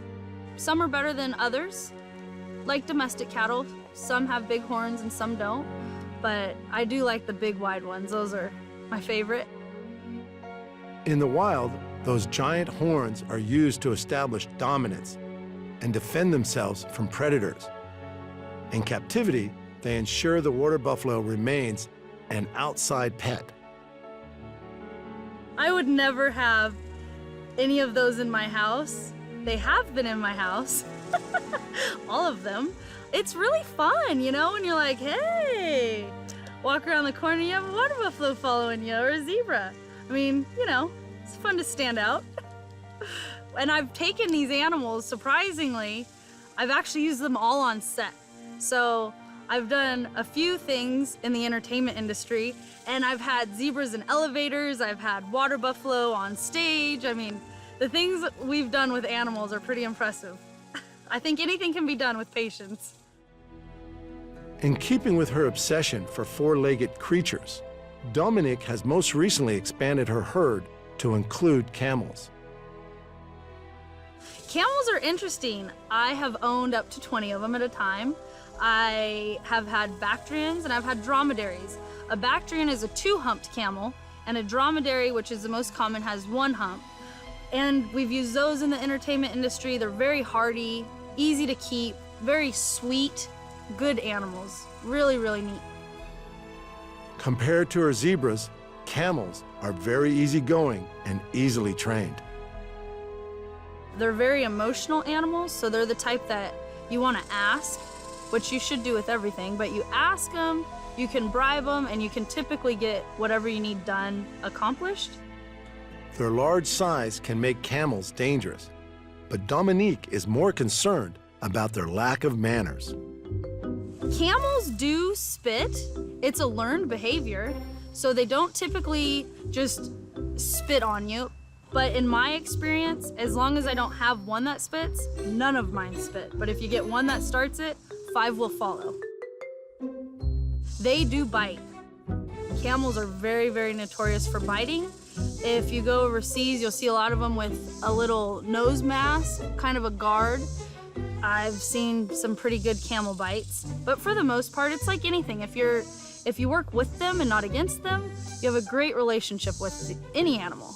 It's when you kind of get into the training techniques and when you butt heads is when you might have a problem, but there's some great trainers in the U.S. Train them as she might, Dominique has still fallen foul of their vicious kicks. I would call it a camel hoof. I've been hoofed by a camel before. I've been camel hoofed. And it's like a frontward kick instead of a backwards kick. They take their front foot and they just whack you with it. If you're gonna get into exotics, camels would be one of the good ones to start with, and they would be, get a gelding or a female. A gelding would be a castrated male. Get something young. I don't recommend bottle babies, but if you get with the right breeder and the right people, you'll have a great animal. Good pet, really good pet. They may be her pets, but Dominique's herds still work for their keep, and they often hit the road in the back of the trailer to take part in events or to be used as therapy animals.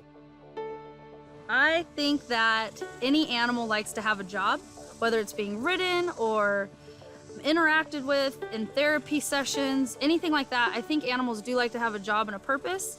As long as it's kind and the animals are willing, they actually look forward to doing stuff. I've done a few events and my trailer will pull up to the barn and I've got 4 animals waiting to go on the trailer because they know we're going somewhere. So it's typically Like your dog, if you take your dog in the car and you go for rides, that dog can't wait to get in the car. Doesn't know what it's doing, but it likes to go and do something. So I think the animals we have like to be a part of something, whether it's being ridden, commercially or privately. I think they like to have a purpose. I like to educate people. There's nothing better than seeing somebody's dream come to life when they actually touch and interact with that animal. All of my animals here are gentle. We really focus on making everything friendly and happy and a really good environment for people and the animals. And when that kid has read about a black and white striped horse in a book, and they actually get to interact and touch and feel the difference between a zebra and a horse or a goat, that's what's gonna help our animals, is getting the kids to learn about conservation and, you know, slowly repopulating, but making sure that our animals don't leave.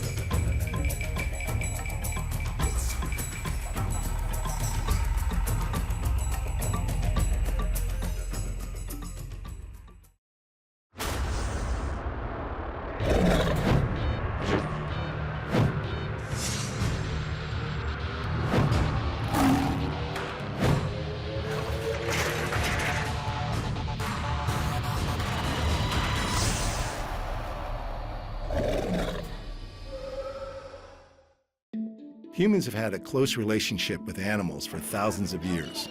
Scientists agree the domestic dog has been a trusted pet for around 15,000 years.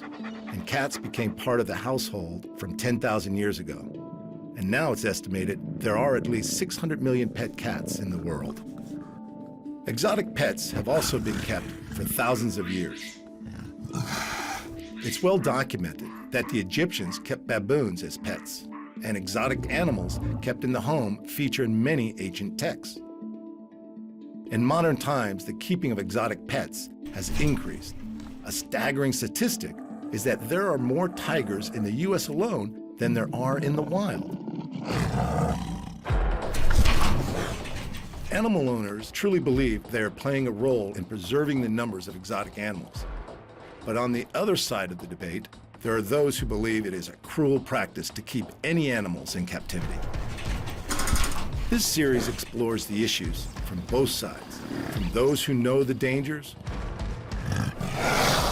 but see the benefits, to others who condemn the keeping of exotic pets. Their stories follow.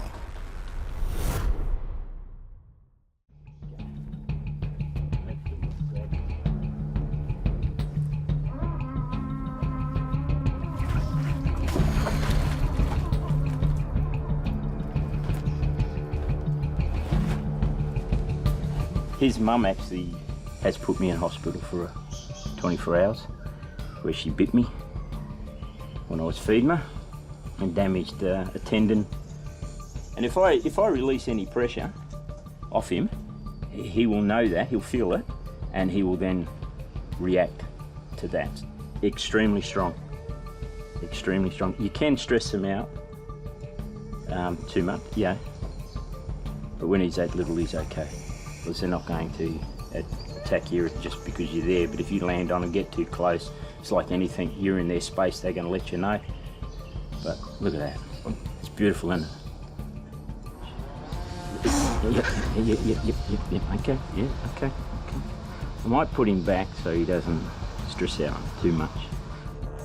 Australia has a reputation as having some of the most dangerous animals in the world. Gane Doyle has been bitten by almost all of them.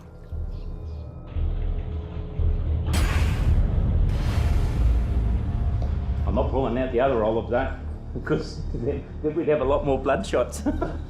At over 12 feet long, the olive python is Australia's second largest snake. And although it's not venomous, it regularly preys on rock wallabies and even small crocodiles, ambushing them from under the water. These have got, of course, large teeth. There's over 100 teeth in the mouth on one of these. Very, very strong, extremely strong snake that can make you feel uncomfortable. This one here has wrapped around my neck once and made me feel quite uncomfortable. Now, one of the things that we do here is so that the snake knows it's going to be picked up and not being fed is we use our hat. That's why we always wear hats. He now knows, because they are intelligent, he now knows he's not getting fed. The danger is not from the snake's razor-sharp teeth. It's the sheer strength. If that wrapped around your neck, it can cause you to black out without any problems. I can feel the strength around my throat at the moment. He wants to go back to his warmth. Extremely strong snake. This particular snake, I had him out at the other end of the shed, just doing a display, and he reached up using me as a perch, and I could feel myself blacking out because he put so much pressure on my neck, it was slowing the blood circulation off to my brain, and I started to feel a bit woozy. We're going. I'm trying to shut the door back in. Door. Gain and his father run the family business, the WA Reptile Park in Perth, Western Australia. He's grown up living alongside Australia's apex predators, venomous snakes, crocodiles, and dingoes. Not all the animals here are deadly, but the majority can do some serious damage. There are some you could keep as pets at your own risk. There are some pythons that have a few attitude problems and want to bite or wrap around. You just got to be aware of all that. But, as a pet, they're pretty easy to keep. I mean, Lacey there, he's really easy to keep and he's quite friendly, but there's always that chance that something can go wrong. I like him. Yeah? Yeah. What have we got here, Dan? This is a lace monitor from the eastern states.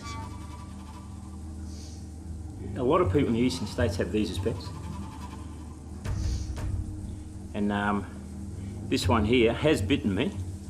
Got very sharp teeth, but that was only because I was feeding it.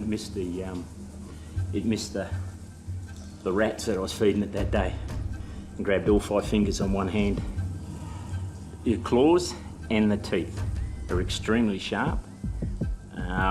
When this fella bit me, and again, it was only by accident, he did do a bit of slice and dice on my fingers, but there was he didn't cause me any problems to go to hospital or anything like that. Yeah, I may have needed stitches, but I stayed home. I don't like going to hospital too often. Oh, this one's pretty cool. When you actually feed this fella, we give him a scratch on the back. He arcs up the back like he enjoys it. Emotion, no. Personality, yes. This fella has his own little personality. And yeah, look at that. He's beautiful, isn't he? Closely related to the Komodo dragon, Lacey may be a friendly monitor, but the tools he uses to prey on small mammals and birds in the wild leave their mark on his handlers too. He's just using them and he's just hanging on, so the points go through. I mean, our skin's soft compared to them. So that's, you get that all the time. I never worry about any little scratches or anything like that. It's part of the job, getting bitten or scratched or whatever, it happens.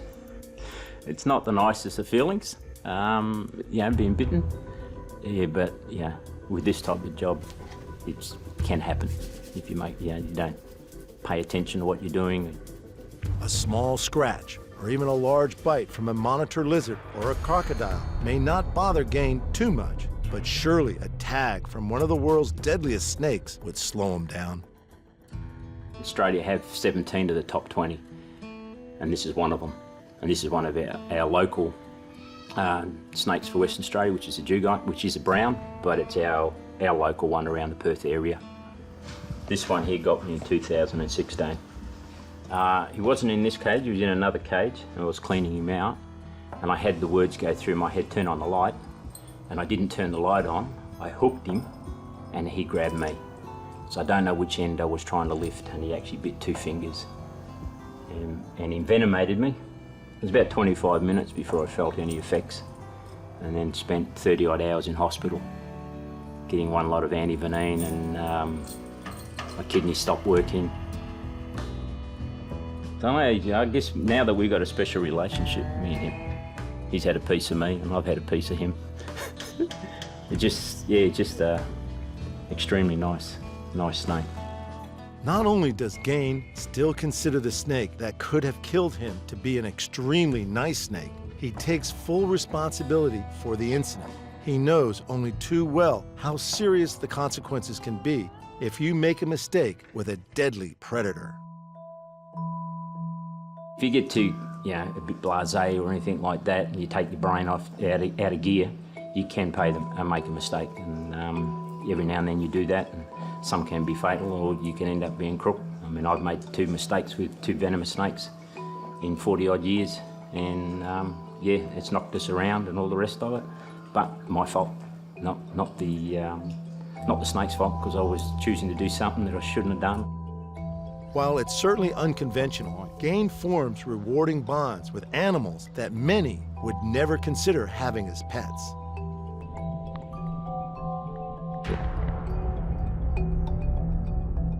Well, I used to have my first tiger snake. When he passed away, I was quite upset, because I used to go to do displays and talk to these kids and say, instead of on theory, I now had practical experience of what a snake bite felt like. This was the one that did it. And when he passed away, I was quite upset, because we had that special relationship, that bond of, that was my first bite. Again, that was my fault, but it was still okay. I'm now one of the people that had been bitten by a venomous snake and survived. This one's bitten you as well? This one has bitten me as well. But he's still a nice snake. It's still a nice snake, yeah. And in a very Captain Hook moment, we meet the mother of the crocodile we saw earlier, the one that sent Gain to the hospital and could have easily taken his hand. She bit me when I was doing a feeding display in here with 45 kids, and it was the first chicken of the day, and I normally feed around 12 o'clock, but I decided to do it later. And when I put my hand over with the tongs, because we use tongs for these little fellas, had a chicken on the end of the tong, it saw the hand and just grabbed hold of the hand. I went through all the scenarios of what should I do to get it off. And I thought if I pulled my arm up and put it on the balcony, that see if she would release, but then I realised with those teeth that they slice, she would have done more damage. So I just hung there and just waited. Our eyes met, so we had a moment for a little bit, and then eventually she let go and slipped straight back into the water. I swapped hands and continued on feeding them. It severed 80% of one of my tendons and went through the knuckle. So it wasn't too bad. If it had rolled or twisted, it could have severed the tendons or severed a few more. But I was all okay. I didn't lose any fingers or any movement. Just out of action. But does this croc remember his human prey, like the crocodile nemesis remembered Captain Hook in Peter Pan? I think she does. I mean, she's had a taste of me, this one. She knows what I taste like, so yeah, she likes me. Young girl. That's my girl.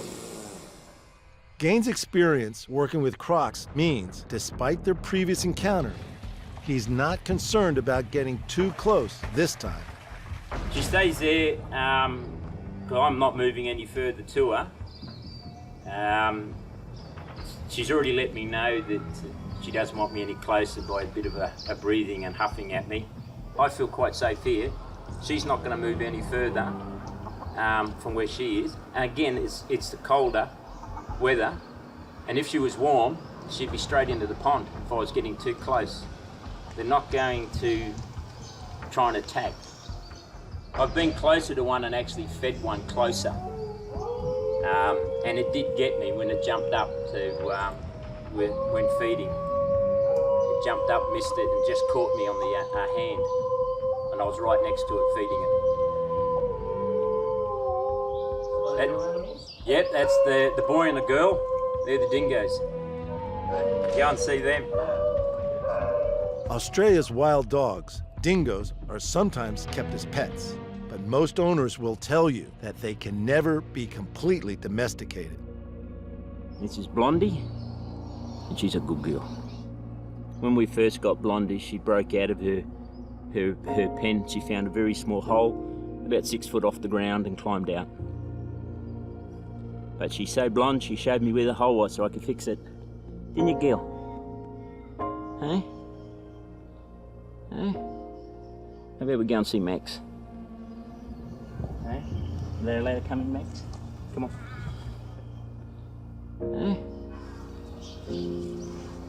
He was brought to us to the park because the people, their situation changed. We normally don't take them on if they're over 18 months old because their personalities are really set. But Max was really good. He bonded to us very easily, so I decided to take him on. I don't 100% trust him, but yeah, I can pick when he's not right. Come on. Hey.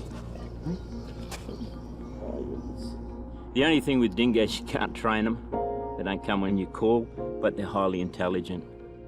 The dingoes are as close to pets as any of the animals here at the WA Reptile Park, but Gain remains alert when around them.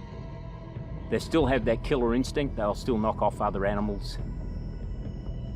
Yeah, people do have them as pets, but they just got to be aware that they're totally different. If you really bring them up right, they are extremely nice pets, but you got to treat them nicely because they don't ever forget. Having been strangled by a python and bitten by crocodiles, lizards, and deadly venomous snakes, there's still one animal here that Gain won't get close to. I never trust a wombat. Never turn your back on a wombat. They are dangerous. It's automatic, get out. Especially the males, breeding season, they change and they will attack. And they jump up, and it's pretty dangerous for a bloke because they can jump up about 1 metre high, and if you're facing a wombat and it jumps up 1 metre high and grabs what you don't want it to grab, it's gonna hurt. Has happened in the eastern states. Bloke had a lot of microsurgery, but yeah, no. I'll go and play with a croc any day. You know, some people don't want to live next to a 400-pound pot-bellied pig. So, in fairness, when you do live in a kind of a built-up city, you know, choose the right pet. Riverside County Animal Services are an animal shelter organization and vet clinic servicing one of the largest counties in California.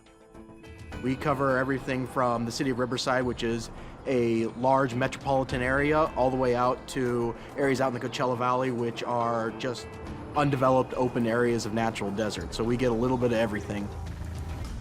Each year, they respond to thousands of calls from the public, picking up stray dogs, cats, and the occasional, more unusual lost pet.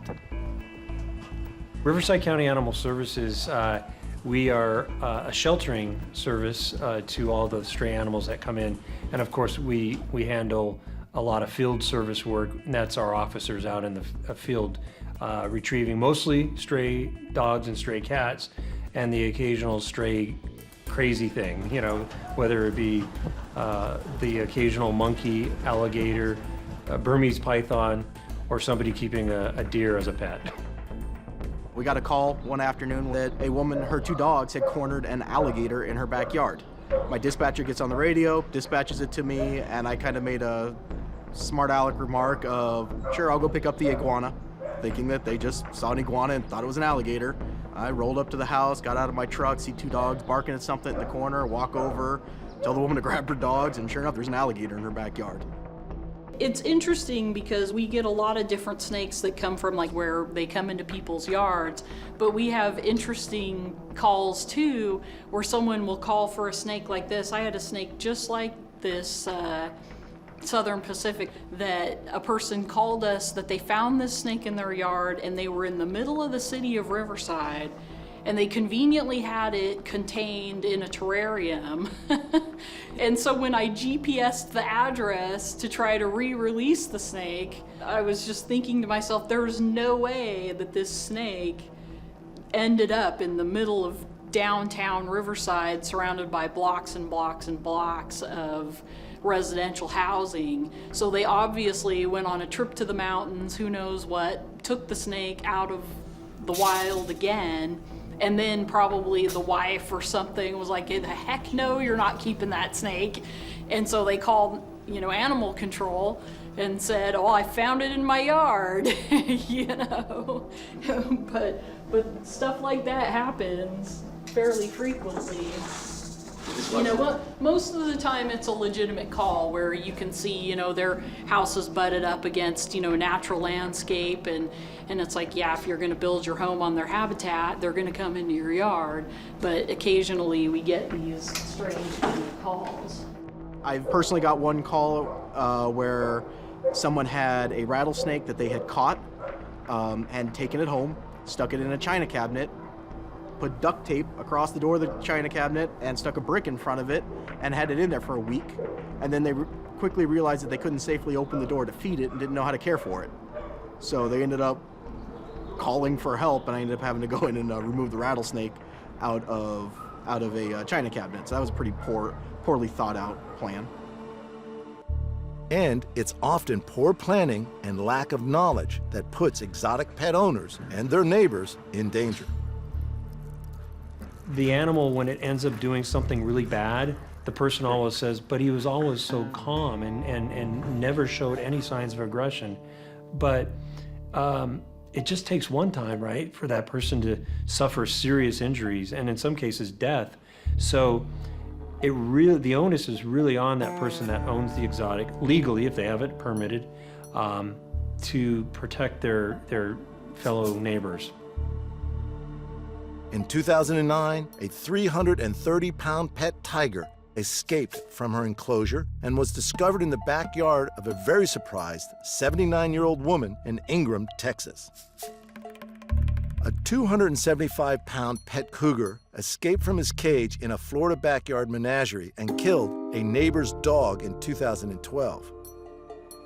And in 2017, a classroom of third graders were surprised to find a 4-foot-long boa constrictor inside their classroom. Officers believe the snake may have been an escaped pet from a nearby house. Well, you know, when people are having a pet that's a dangerous, you know, they know how to handle it, but the neighbor doesn't, or the little kid next door has no clue on, you know, that you have a dangerous exotic pet. That's where you as the pet owner need to make sure, just like, you know, in the dog world, if you have a large dog, you want to be responsible, make sure it doesn't get out. And same thing, if you have a dangerous exotic animal, and it doesn't mean it has to be a big animal. A monkey, for example, can bite people, which we had happen in one of our cities that we had to respond to. A monkey bit a person at a pizza place because the person thought it would be fun to have a monkey on their shoulder at a pizza place.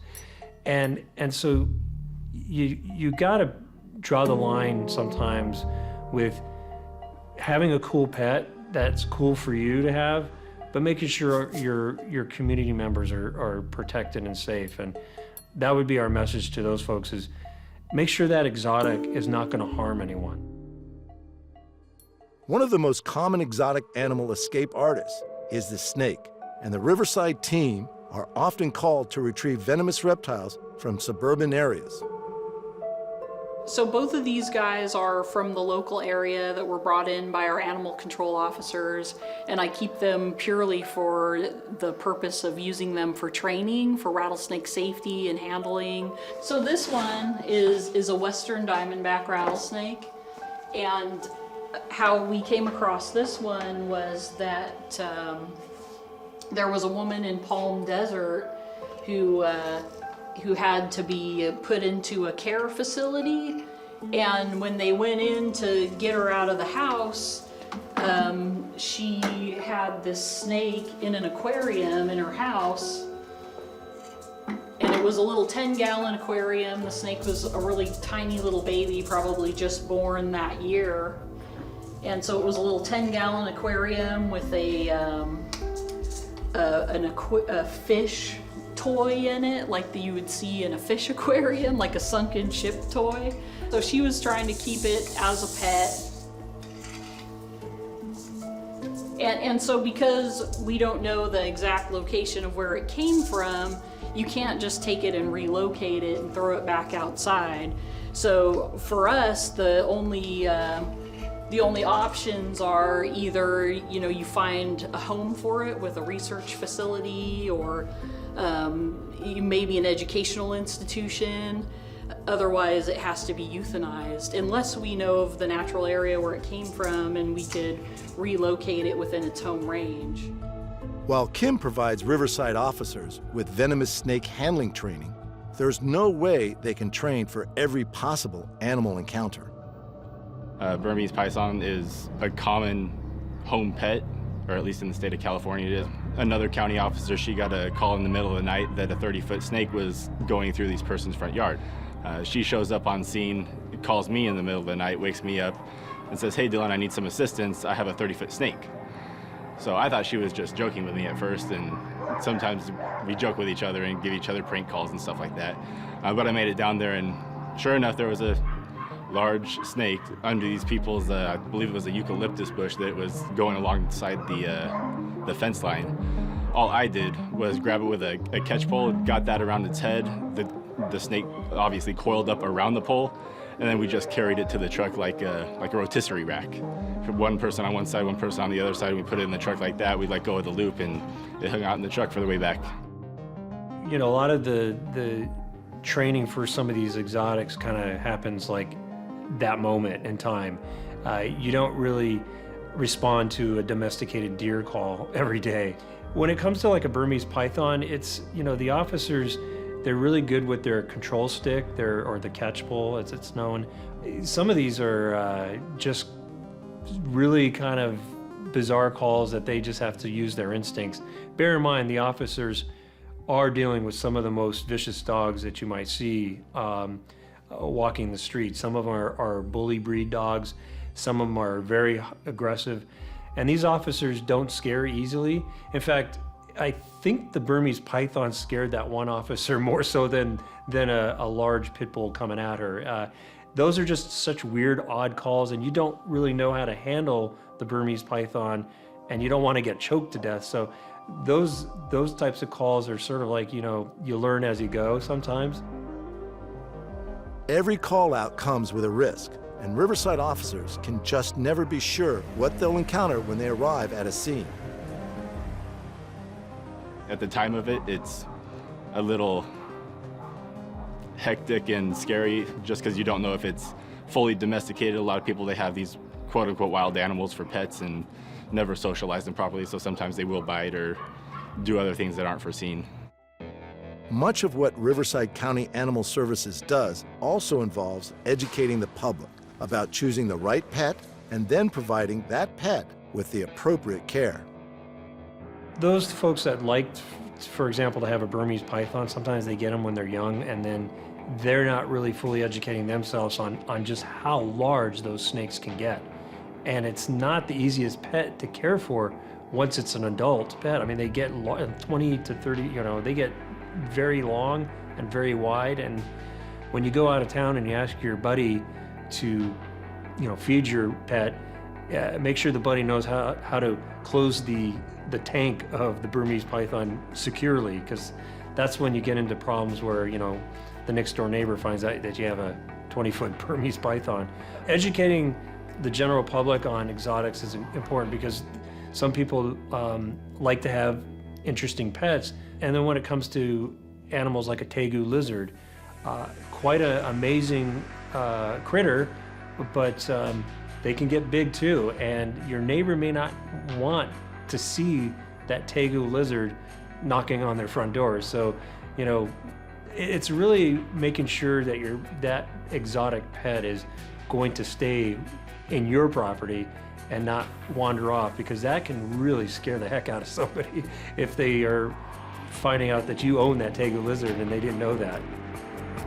Another one, I had a tegu running down Wood Road. Somebody called for a large lizard in the road, so I arrived on scene, and sure enough, there was, the body was probably only about 2 feet long, but the tail's about 3 feet long, and their tail is stronger than heck, so they can whip you and cut you open with that. It's kind of like keeping some of the more aggressive dog breeds. If you've got a responsible owner that knows what they're doing, you can keep some of those safely. And then there's some things that you just shouldn't have. When we walk into a house and somebody's caught a rattlesnake from out in the desert and it's in an aquarium, it's a venomous snake. Nobody should be keeping those as pets. Boa constrictor, there are responsible people out there that can keep them as a pet, but it's not a pet for everybody. Most people probably don't have the skills, the ability, the finances, just the space to keep something that can potentially get as large as those are going to get. We're in the business of promoting responsible pet ownership, whether you own a dog, a cat, or a rabbit, or a horse, a tortoise. We always want people to love that animal and make it part of your family. We don't really have any strong opinion one way or the other when it comes to exotic pets. We just don't like when somebody no longer is interested in being the pet owner of said exotic pet, and then they just release it into the wild and scaring their neighbors, or also shamefully allowing that animal to suffer because it could get hit by a car just like a dog or a cat, or it goes off into the wild and gets killed by other critters. But it's shameful when the pet loses its charm and then they think, oh, I'll just dump it in the riverbed, or I'll just release it. If you have an exotic pet, know how long that pet will be in your life. A tortoise, for example, can live 70, 80, 90, 100 years. So you might want to put the tortoise in your will and know that your son is going to be caring for the next 50 years of that tortoise's life. That's the only thing we'd like to share with people that are interested in exotic pets is know it's a part of your family. And when it loses its charm, don't forget, you're still the pet parent.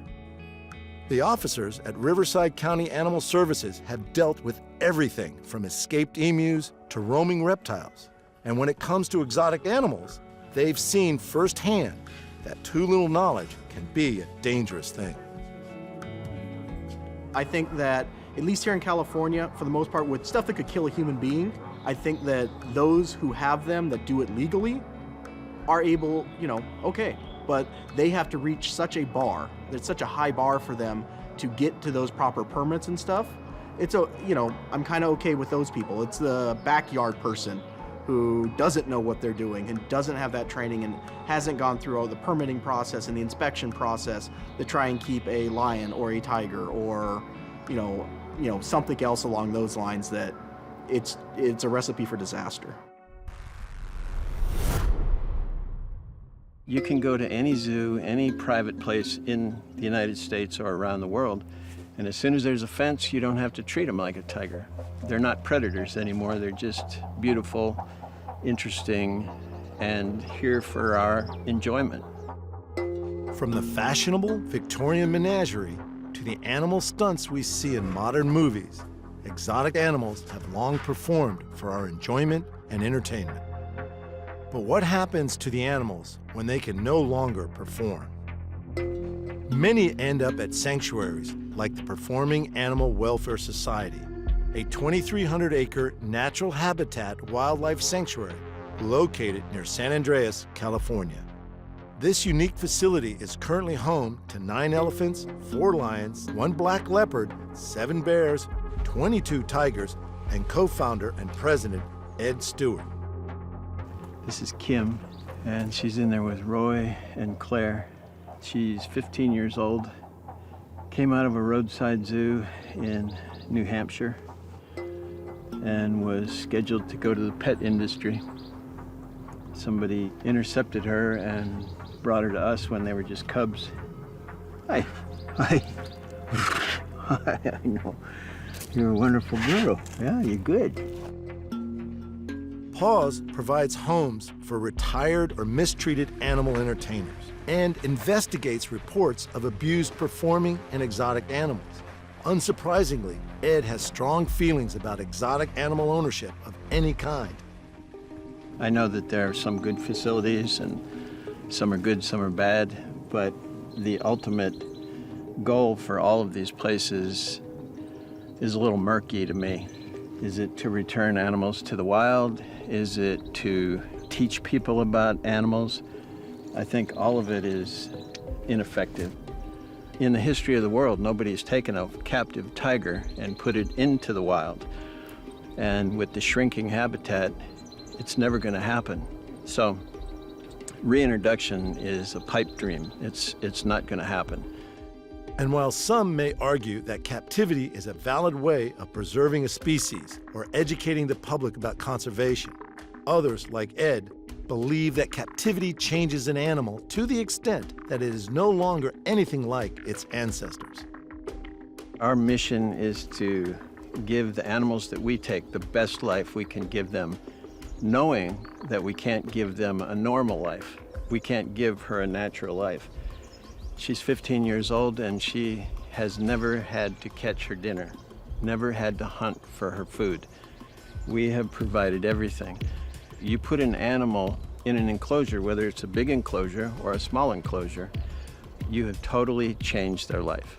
She's an apex predator. She would hunt almost constantly looking for enough food. She would be raising babies. She would have an incredible responsibility in the wild, and she would rely only on herself. Their natural history is so ingrained in them to perform their duties, and you take all that away in captivity. As soon as you put a fence up, you create disrespect for that animal. It's something of a contradiction for Ed. On one hand, he's against keeping wild animals in captivity. On the other, he keeps captive animals. We're honestly looking at these animals every day. We really want to do the best we can for them, but the best thing you can do for them is not promote it in captivity, because they're just not designed to live captive. And it's a black and white issue. So we don't look at her or him like a tiger. We look at him as an individual. They're so far removed from a real tiger in the wild.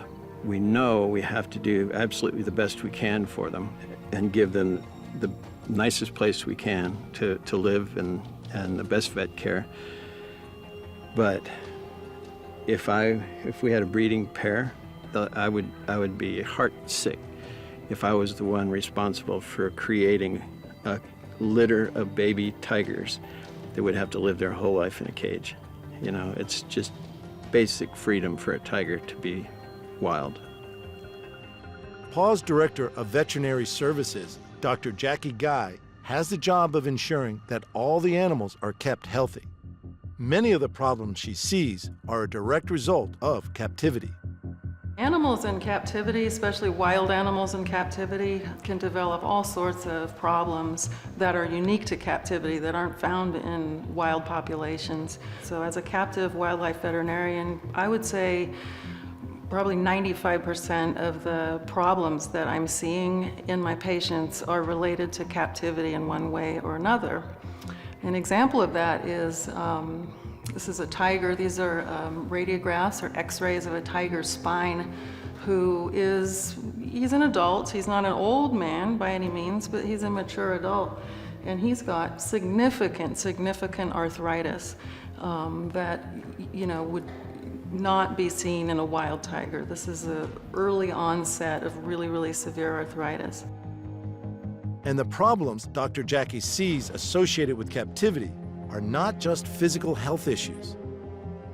Confinement is very hard on animals, regardless of the size of the cage. Being confined brings with it all sorts of challenges for especially formerly wild animals or wild animals. Wild animals are not domesticated. In other words, they're not used to being held captive. And so there are instincts that they have that are they're not able to express, and that leads to frustration. It leads to a lot of behavioral problems, a lot of anxiety and stress, which sometimes they'll end up pacing or tossing their heads or doing various repetitive behaviors.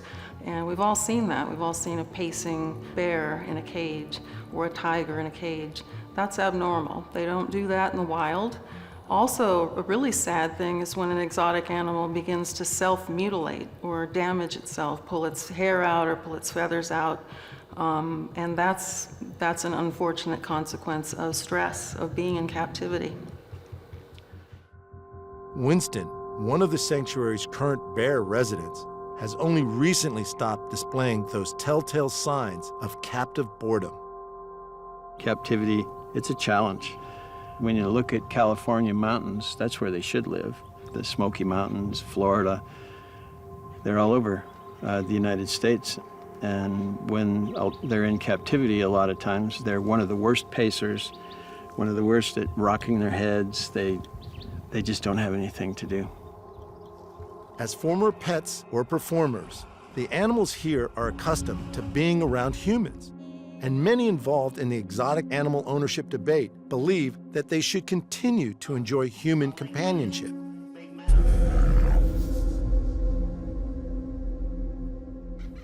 Hey, girls! Mara, let's go! Come on, girls, let's go! Come on, Chica! What a good girl. What a good girl. Mara, let's go! Come on, young lady. Good girl. I see. Oh boy. Oh boy.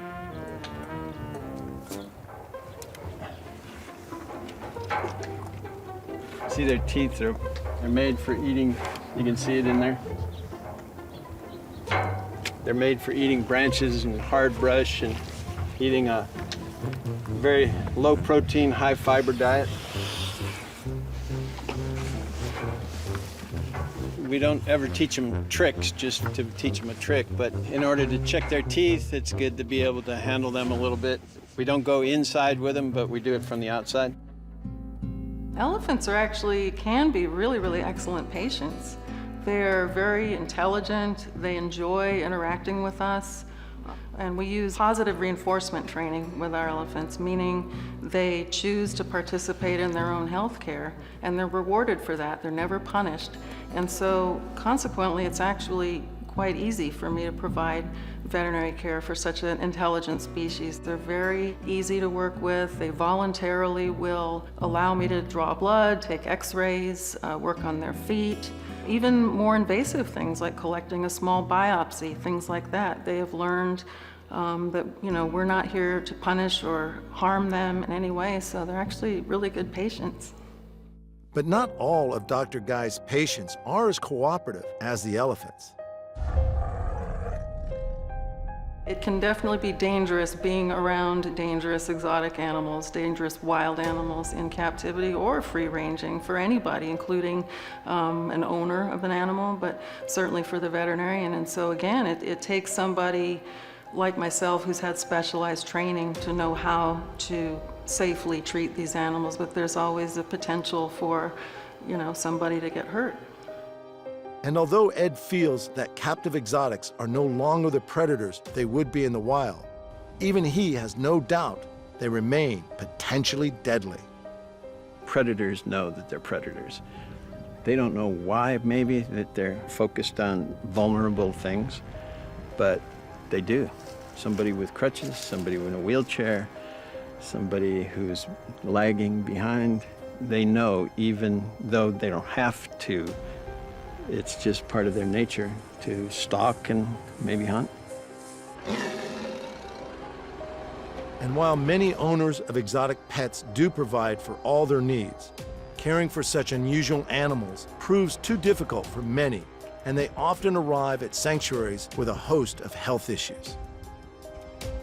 We have right now the second oldest African elephant in the country living here.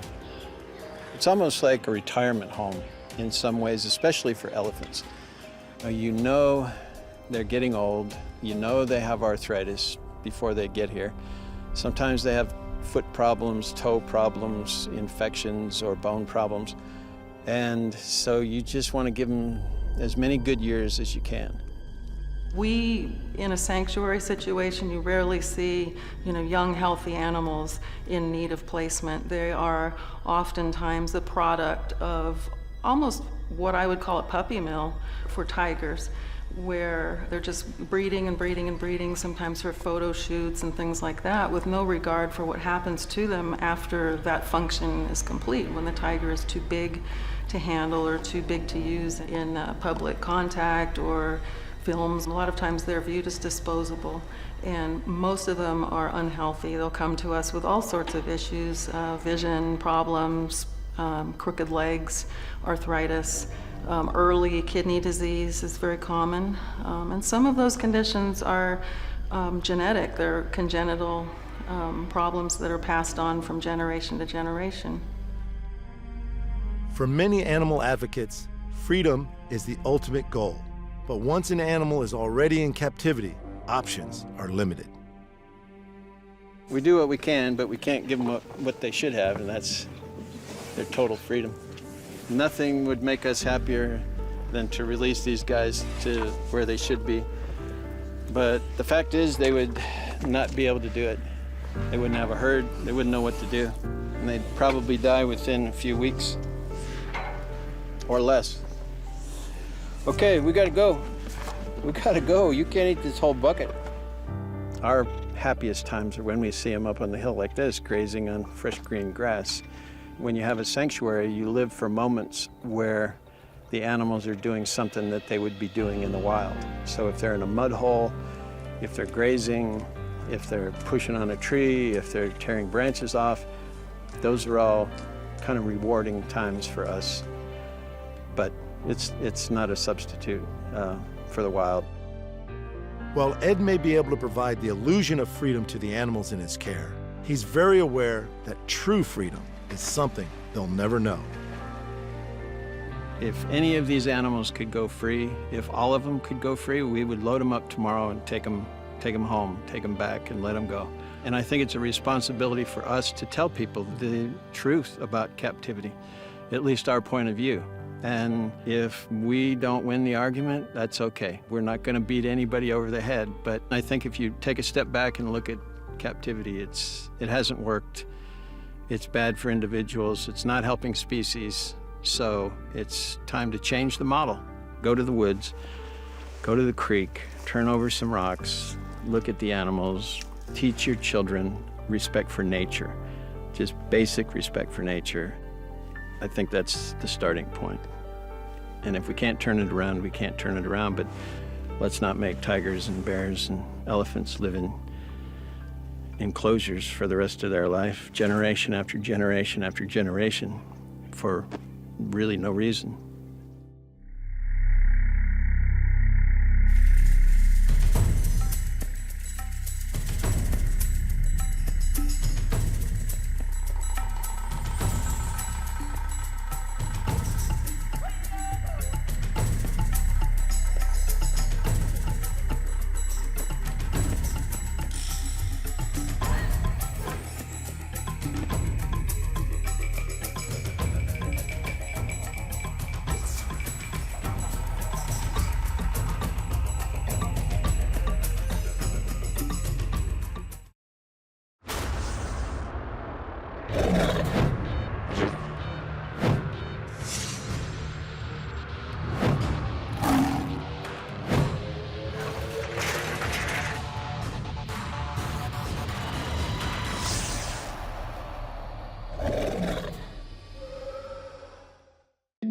Humans have had a close relationship with animals for thousands of years.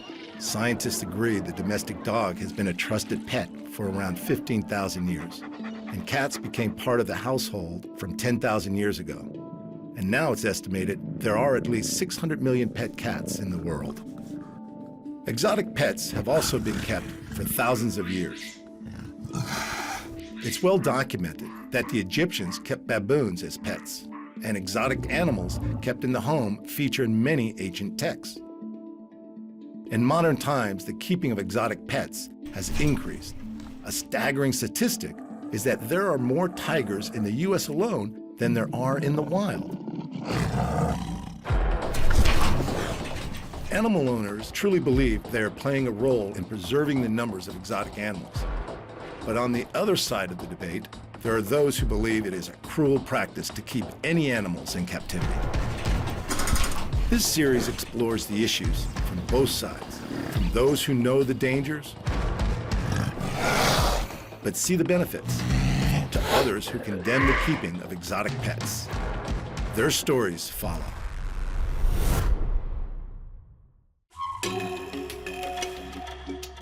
My father was very much of a naturalist. I traveled extensively with him.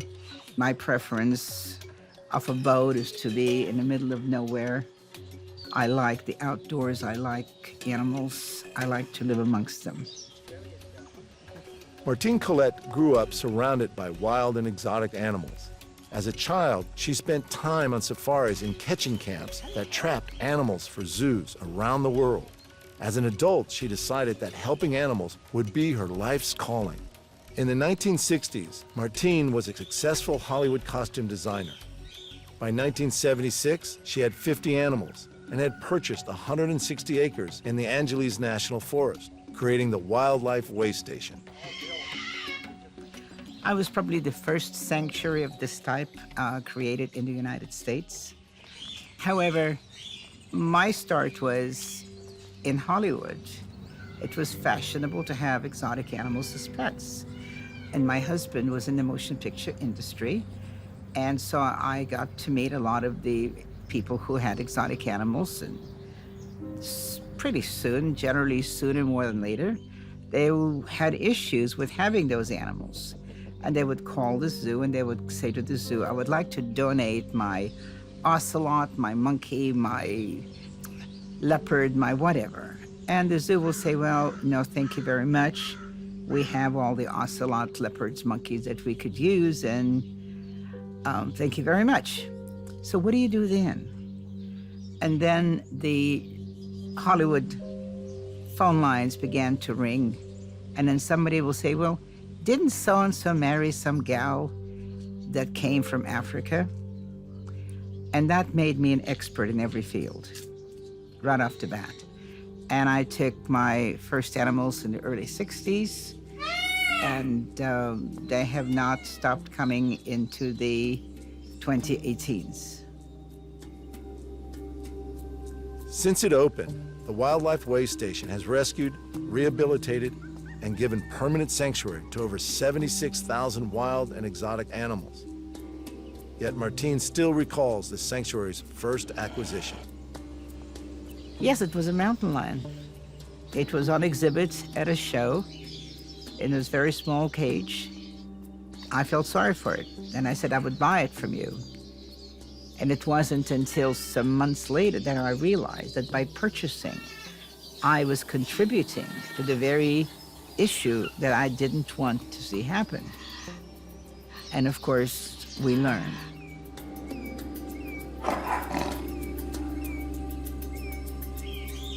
Four decades later, Martine has won many awards and accolades, and Wildlife Way Station is home to more than 400 wild and exotic animals.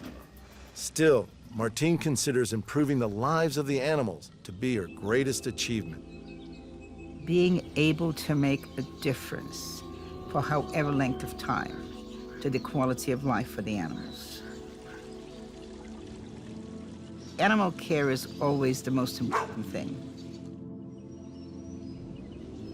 Animals require everything we require.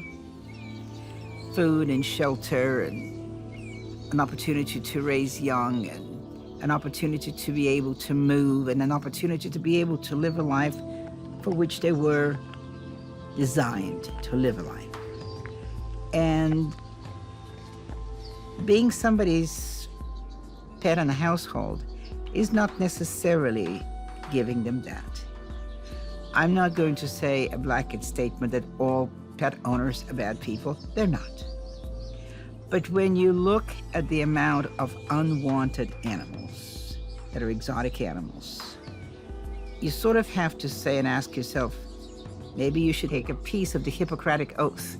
First, do no harm. And I'll give you some examples. You buy a baby monkey, and it's the cutest thing in the world. I tell people, don't buy a baby monkey. Have a baby. They'll leave home sooner. You'll have less responsibility. Because while it's a baby, it's amazing. and it's all yours and it requires you. When it grows up, it becomes a mature animal. Instincts kick in. Reproduction desires kick in. A man who owns a female macaque is fine until he brings in a girlfriend. And the girlfriend now has to compete with this macaque. The macaque doesn't understand that there is a problem. So sooner or later, it bites the girlfriend, then it has to be quarantined or it'll be taken away by the authorities, and the man then has a choice. You choose a girlfriend or you choose the monkey. I recommend they choose the monkey. I am not against the people, I'm pro-monkey. I want the monkeys to have a chance to be who they are and live a life that they're supposed to live. Martine aims to provide the animals with a habitat and lifestyle that is as close as possible to life in the wild. But where many sanctuaries are non-contact, Martine doesn't discourage human interaction. I believe captive animals should have human friends because they're never going to go out in the wild. And this is a controversial subject. Some people don't believe it. Some people do. I happen to believe it. I like the animals trusting us. When I want to look in somebody's ears, I want to be able to have them come over. I want to look at their ears. I want them to open their mouth for me. I want to see the rear end. I want to be able to give them a hand injection if I need to. I want them to be comfortable enough so that we don't have to tranquilize them as many times to do some basic performances that need to be done. Those basic performances are usually carried out by the way station's resident vet, Rebecca. I feel incredibly privileged that I get to go to work every day and, see the tigers. If I have a bad day, I can go and visit with the lions. To me, it's a privilege to get to work on them. But it's also constantly stimulating. Intellectually, working at the way station is physically stimulating. It's a lot of climbing and hanging off of things and working outside in this environment. So it's fun and different every day. I have two favorites right now. Bolero, who's our big male lion. He's wonderful. Although he marked me in the face not that long ago. I walked over there with my coffee cup because I go say hi to him in the morning, and he was snuggling at the fence with me, mooing, and then he just turned around and got me in the face and the coffee, and I was offended, and he turned around. Bolero, and then we have an elderly hyena named Gulliver who is has chronic heart disease, and in the wild, hyenas usually only live about 10, maybe 15 years, but in captivity, we keep them well into their 20s, sometimes into their 30s. And we almost lost him a couple years ago, and we hand-fed him several times a day for months thereafter when he was not eating and facing death. And so I just got to where coming out and sitting there and scratching him, he's pretty special. This place has a unique history. And I like the idea, from a veterinary perspective, my mandate's very clear. We're not breeding, we're not exhibiting, we're not selling. I need to keep them healthy and give them a good quality of life while they're here. And that means I have carte blanche to do what they need. And as a vet, that's what you want.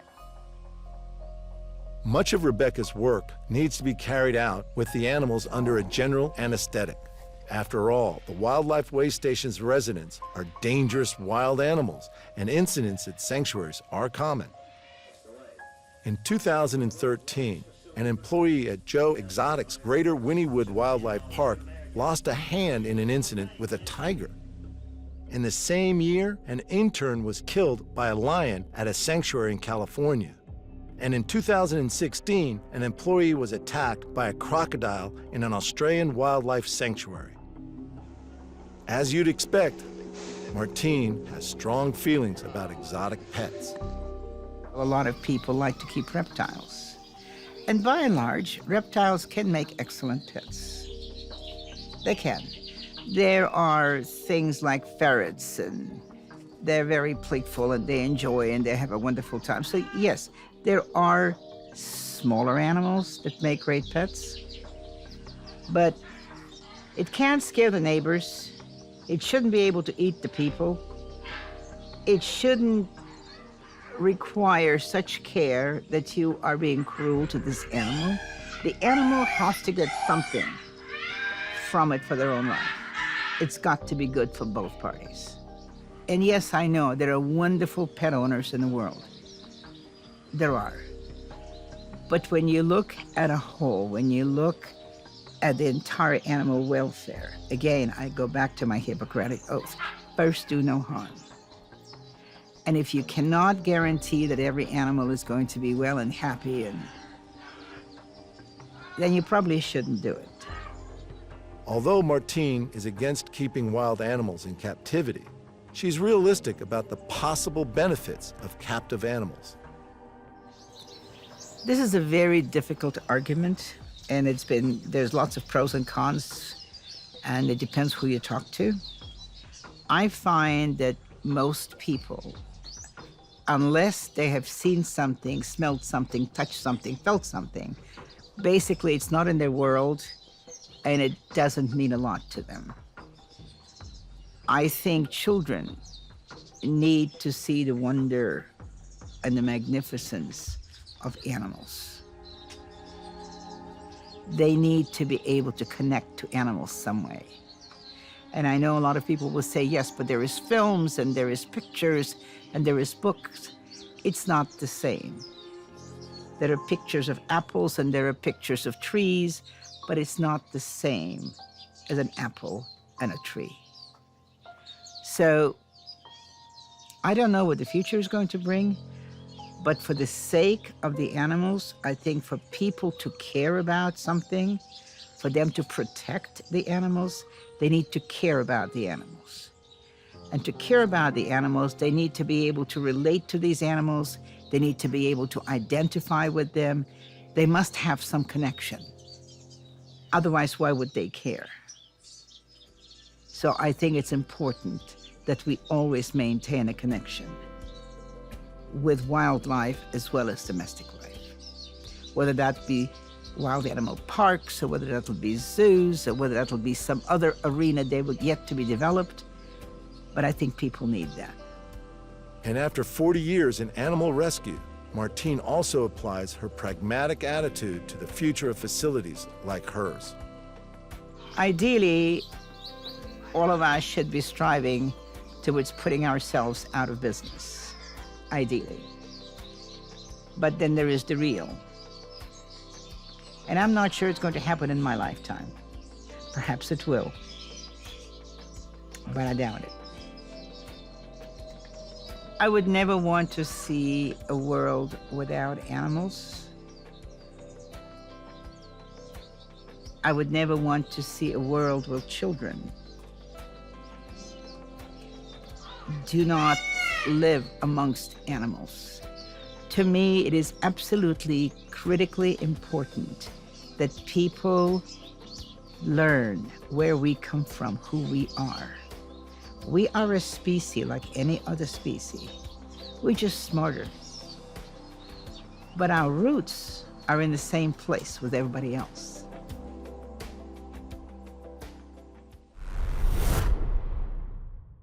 The moment I met Allie, the moment I met Allie and the moment we started rolling around and hugging and playing and this and that, I knew that I don't want to be an orthopedic surgeon. I want to be whatever this is. I want to do this.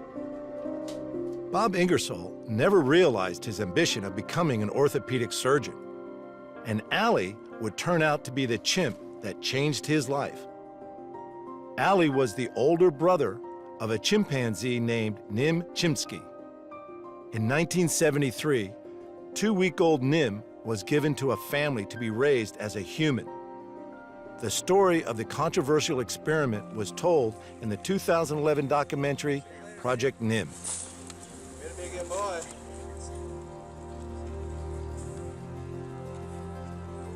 It was the most joyous experience of my entire life to be with chimps. And I knew that unconditional kind of a, one-on-one, the relationship, that the space between the chimp and you is a beautiful spot if you do it, if you understand it, if you recognize it. And I did pretty much immediately. And it was something that I didn't want to give up. And here I am 40 years later. I became a primatologist, and I have a master's degree in primatology from the University of Oklahoma under the psych department and an undergraduate degree in psychology. The experiment, involving Nim and several other chimps, set out to explore the concept that only humans use language. The chimps were all taught American Sign Language. The chimps involved were more than just pets. They were raised as human members of the family, taking pet ownership to a different level entirely. I saw them as my friends immediately. I mean, I interacted with Allie on the first day as if he were gonna be my friend forever, just like a human friend, no different. And it surprised me, because I thought it would be like a dog or a cat, or, you know, it wouldn't be like it was. And I can't explain that to you. Chimps engage you in a way that you're engaging me and that I'm engaging you. The NIM project drew a lot of criticism. Much of it centered around the way head researcher Herb Terrace saw Nim and his fellow primate participants. He lived a hard life, and he got bounced around a lot, and he was looked at by the people of powers that be as the subject of a scientific experiment, as Herb Terrace says in the film. He never saw him as anything other, and this is a quote directly from him, anything other than the subject of a scientific experiment. I thought that was fairly arrogant of him. Scientists' understanding of chimpanzees and of animals in general at that time was still emerging. Knowing what he does today, Bob would have done some things differently. We've come a long way in the last 30 or 40 years in terms of animal behavior. We know they think, they plan, they feel, they have emotions that are very similar to ours in their context, but you don't know what's going on in the back of my head any more than we know what's going on in their head, and we can't think for them. Bob was involved in previous similar projects with chimpanzees at the University of Oklahoma, working with Washoe, who in 1966 became the first chimp to be taught to sign. I worked with Washoe and Allie and several other chimpanzees over the course of the time I was at the University of Oklahoma. You know, I saw myself as a scientist and someone who was interested in finding out about chimpanzee behavior. It didn't occur to me that captive animals have baggage that really kind of transcends that ability to collect data that isn't tainted by captivity. Chimpanzees are unique in the animal kingdom. They're as intelligent as a 5 or 6-year-old human and capable of abstract thinking and planning. This often leads humans to forget that they are still wild animals, including some of the humans involved in Project NIM. It was one of those baptism by fire. If you can do it, you do it, and you're good at it. And if you can't, you're weeded out fairly quickly. I mean, lots of people worked out there briefly and got bitten or got scared or realized it wasn't for them, or chimps are stinky and they smell like chimp poop and this and that. The average chimp is 5 times as strong as a human, and many people have been severely injured in attacks by chimps. Although Bob and his human colleagues were somewhat naive to the dangers at the time, there was never a serious incident. No, Nim never once bit me. He occasionally came close, like rolling in rough and tumble play, you know, but I knew when to slow it down and when to go, hey, Nim, hey, buddy, you know, and then calm him down and, hey, you don't want to bite me, you know, and my method is not, because I'm obviously not a big guy, my method was, you don't want to disappoint me. And that worked for me, you know, and so I was one step ahead of that. You know, I don't want him to react or do something that he would not want to have done, but sometimes they just don't have the cortical control that humans do. And so in the heat of play, there might be a situation where he goes a little bit further than he should. So I could read that, but he never intentionally ever tried to bite me or attack me or any of that. No, we were we were buddies, and that's not always the case with all chimps, but Nim was a special chimp to me, and I think I was a special person to him. When the research project came to an end, the chimps, including Nim, were sold to a pharmaceutical testing laboratory. I call this the Chimp Wall of Fame. So these are all chimp friends of mine. This is a painting by, or a drawing by a chimp named Moja, one of the smartest chimps I ever met in my life. These are Washoe paintings. I think this was in several museum shows, but this is signed by Richard Leakey, who did this painting with Washoe. So I've had an interesting and somewhat rewarding career with chimps. I don't know about the word rewarding, but more than at times trying and emotionally draining and very difficult emotionally. And some people couldn't stand it because it was tough. It was tough to see this happen to your friends. But I don't know. I felt like I needed to do what I could. Being friends with chimpanzees, you might think Bob would be willing to take one on as a pet. Well, you know, there's literally millions of dogs and cats out there that need a home. You know, let's solve that problem before you go out and get a monkey. You know, we don't need exotic animals necessarily. I just think that you can get almost as much from a dog or a cat as you could from any exotic animal, and you don't put baggage on the dog or the cat. So I'm glad things are changing. I feel very, very strongly that that the emotional side of this is part of what leads into a situation like that, and like Charla Nash, for example, who was attacked by Travis the chimp. I think that you know, those folks are caught in a weird spot, you know, because they got their animals not in a malicious way or not with any bad intention. They just didn't know and were misled by a breeder or someone who gave them the animal, and then they found out that, oh no, that monkey loves me but not my grandkid, you know, and that puts people in danger. I mean, capuchin monkeys, as little as they are, they can put a big hole in you. And I've actually been bitten by a capuchin monkey, and I can tell you this, it was a three-legged monkey, weighed about 2.5 pounds, and it was one of the worst bites I've ever had. I actually had to consult my doctor.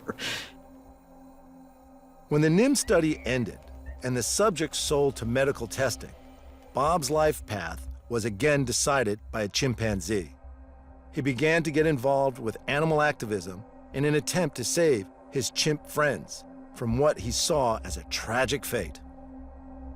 Legislation passed in 2015 making it illegal to use chimps in invasive testing, and private owners too began looking for alternative homes for their chimpanzees. You know, nobody wants a 3 or 4-year-old chimp, maybe, but a 6-year-old chimp you definitely don't want. I mean, because big chimps can be dangerous. They're not as fun, you know, because most people are looking for a child replacement. You've heard it, I'm sure, a million times. It's my baby. That's a good baby. Her's a good baby. Her getting tired, isn't her? Those brothers are so crazy. Come on, sweetheart. It's not your baby. That animal had a mother, a real chimpanzee mother. And to suggest that, like in Project NIM, I mean, Stephanie Lafarge was like, he's my baby and all that sort of thing. I'm like, no, he wasn't. That was Carolyn's baby, Carolyn the chimp. And when we took that animal, you're stealing that mother's baby. How dare us, you know? And then say that we're cross-fostering or any of that kind of stuff, which is complete bullshit. And I just don't agree with that. This is Sequoia Washoe's baby. He's a special guy and didn't last more than a couple of months. But he's right there. And he meant a lot to a lot of us. And unfortunately, because of our arrogance, we thought that we knew better. he ended up not making it. This is one of my chimp friends, and they were drawing on the back of this, and then this chimp got it, chewed it all up, and they put it all back together for me. Bob and his colleagues eventually succeeded in getting Nim released from the testing lab and placed in a sanctuary. He lived alone in that sanctuary for almost a decade. That's Onan's footprint. You can see how big his foot was.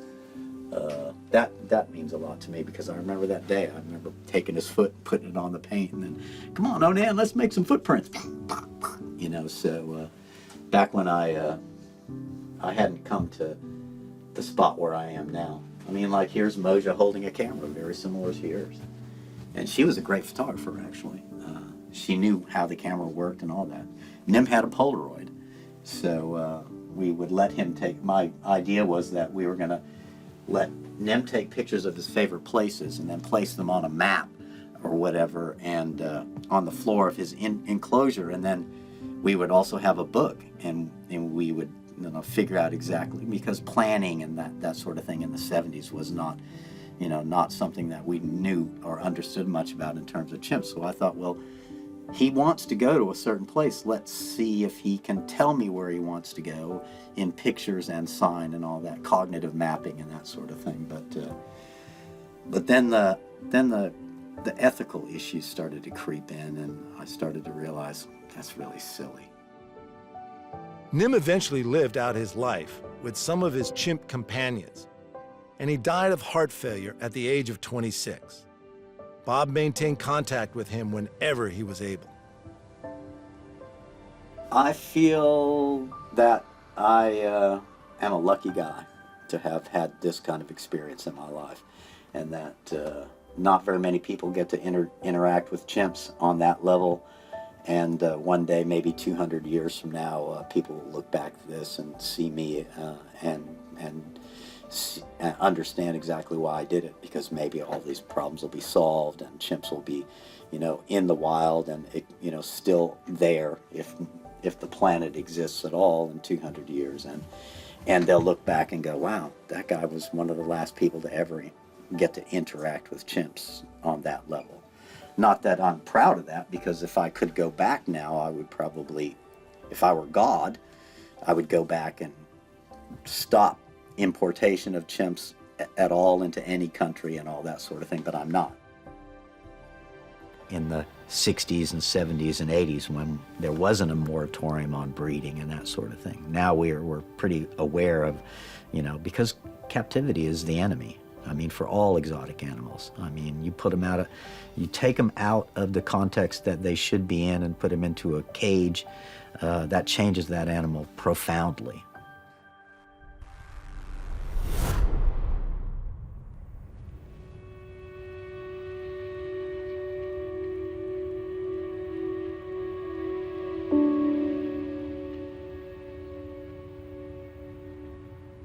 She was crushed. It's like she just lost her husband all over again. I think that's how she felt.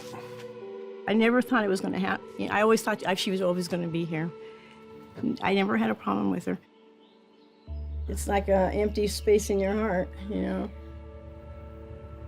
In 2015, not long after her husband Jim passed away, Laura Matson lost another family member, taken from her suburban Los Angeles home in a dramatic raid by authorities. Jackson, an 8-foot alligator, had lived with the Matsons in their yard of their North Hollywood home for 38 years. Jackson and Laura's story is an incredible account of a very unconventional friendship. She was a gentle animal. I mean, she never attempted anything, but when you're raised with an animal, I think they know not to be aggressive or whatever, because she never was aggressive at all. So when she wanted something, she let me know. She just opened up the sliding glass door and walk on in. Listening to Laura, it's easy to forget that she's talking about an alligator, a 300-pound apex predator that could easily kill her.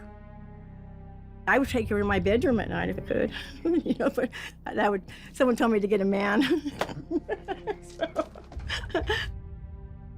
Laura comes from a large family, and while she was struggling with losing her companion, Brother Ron offered unwavering support. He too had formed a strong bond with Jackson, the alligator. Oh, I loved her. Good animal. I was aware, so you got to stay aware. I mean, it's an alligator. And we were just used to it. You know, coming out, getting into the pen, doing what we had to do as far as cleaning the pen and feeding the alligator was an everyday thing for us. But while Jackson wasn't Laura's first unusual pet, Ron has never kept any exotic animals. My sister, no. She's got every animal. All I had to do was walk across the street. A little dog named Herbie. And rats. Well, that's because my husband had a boa constrictor, and I had to save the rat. And then, of course, he populated. I had a raccoon and a quail. So I had a beaver. But I had to give the beaver back. But and a groundhog, or one of those things underneath the ground in Thousand Oaks. Well, he was so cute, you know. But they needed special places.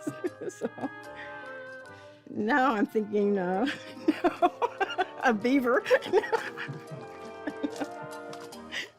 Everybody's trees are missing.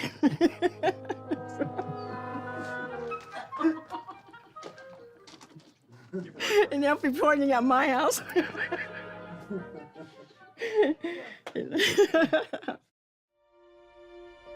It was Laura's husband, Jim, who first brought Jackson home in 1977.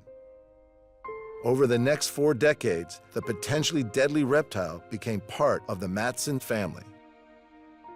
He loved Jackson. He looked for Jackson, just like he looked for his 50 Merc. You know? So it took him a long time to find him. He first found a caiman, which is like an alligator, but he was mean. So he ended up getting Jackson. This is where Jackson lived for 38 years. Well, the first couple of years she lived in the house. Well, she was in the bathroom, in the bathtub, and she loved the water. She would get out, and finally when she was starting getting out more and more and more and going out to the bathroom door, that's when we decided to give her own little thing out here. So, and she loved it out here, I think. Most animal experts agree that reptiles barely recognize their owners, let alone form emotional attachments. But Jackson seems to have been an exception. I think she really missed my husband after he passed, because I would see her, she almost went into depression. I thought, Ronnie, something's wrong with her. You know, she's not coming out, something's wrong. And so he'd go in there, no, she's okay. She growled. But she was in there for a long period of time. She didn't come out. I don't know if they sensed something, but she changed a little bit because he wasn't there every day. After Jim passed away, Laura continued to care for Jackson. Although she did try unsuccessfully to rehome their immense pet, to Laura, Jackson was a placid animal who never showed any signs of aggression. Not even towards her own pet cats, one of whom still lives with her. They're not predators. I'm sure if they're out in the wild and they're hungry, of course they're predators. When they're well fed, they're a beautiful animal. Laura may have thought Jackson to be a beautiful animal, but how did her neighbors feel about living so near to a dangerous predator? Everybody knew about her, so even the neighbors across the street, everybody knew about her. Everybody wanted pictures of her. Once they saw her, they were fine. No one ever went and turned me in or turned us in all those years. Jackson was not a secret. And for some reason, I didn't think she needed to be a secret. While most of Laura's neighbors felt safe enough having Jackson nearby, Not everyone would be happy living next door to an alligator. Best known for her role as Mary Ann on the classic TV sitcom Gilligan's Island, Dawn Wells is one North Hollywood resident who wouldn't want a prehistoric predator in her neighborhood. I'd move. I'd sell my house and move. I don't think I could talk them out of it. Remember the little ones that you used to get? Maybe you are from America, but you used to circus. You used to get little tiny alligators and you take them home. Really? In a circus, yes. Yes, little turtles and little alligators, and people put them in their bathtubs. I don't know if they ever grew up. I don't know if they died because they weren't in their habitat, which is awful. But yes, you used to be able to take a little alligator home. Jackson the alligator had lived peacefully in the Matson suburban backyard for more than 30 years without incident and without being reported, until a man passing the home saw Jackson and reported her presence to the authorities. Ron, recognizing the danger to his sister and her pet, confronted him. I didn't handle that part too well. You know, he did what he had to do because he thought he was saving the community. I don't know how he really ended up back here in the backyard, but he did. She got a broken heart. He must have got some type of satisfaction from it. But, No, someone I didn't even ever knew. He didn't even live in the neighborhood. He went up my driveway and he saw Jackson, and he was right on the phone immediately. I can't believe anybody could keep an alligator. You couldn't train an alligator to be a pet. If he wants to eat you, he's going to eat you. 2 days later, authorities visited Laura's house, trying to confirm Jackson's presence and to make arrangements for her removal. But their first visit to Laura's home saw them leave empty-handed. the second day, I started seeing them kind of trying to come over this wall over here. Then they tried to come over this wall, but I stopped both of them. They have to have a warrant. You can't just come on somebody's property without a warrant. How I noticed it wasn't good for us is because they had a car here, here, and on the corner, so like I told my sister, it's over. Okay, so I already knew this was the day, which ended up not being the day. They couldn't find Jackson when they came in here. So 3 months later, I said, I think we should do something quickly because they're gonna come back. The report about Jackson claimed that Laura had been feeding her feral cats, and even some neighborhood cats had gone missing. When authorities canvassed the suburb, only 11 reports of missing pets were recorded over the previous 40 years.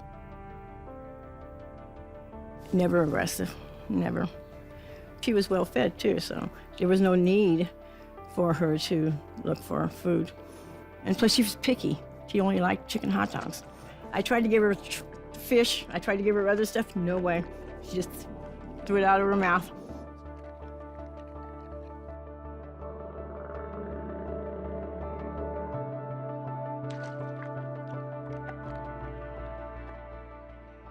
Local police and officers from Animal Control and U.S. Fish and Wildlife soon returned with a warrant, required to search Laura's property to find and remove Jackson. I heard some commotion out here, and I just knew from the voices that something was going to happen. They weren't going to settle for anything. Jackson was gone, no matter what. I knew it. I think my sister knew it. So, no. I'm not saying we broke the law, but we did get attached. So, they did their job, we did ours. Let's put it that way. It was horrible, especially when they got a warrant and they went through everything in my house. I'm thinking, there's no alligators in my kitchen drawer. I mean, they went through every drawer. I don't know what they were looking for because Jackson was outside. I wish I would have thought about putting her underneath the house. You know. but I didn't think about that till later. So, but they probably wouldn't have left because this guy took a picture of her. That turned me in, so. Laura was right. This time, the authorities were not leaving without Jackson. Once I seen the warrant, I knew we had a problem.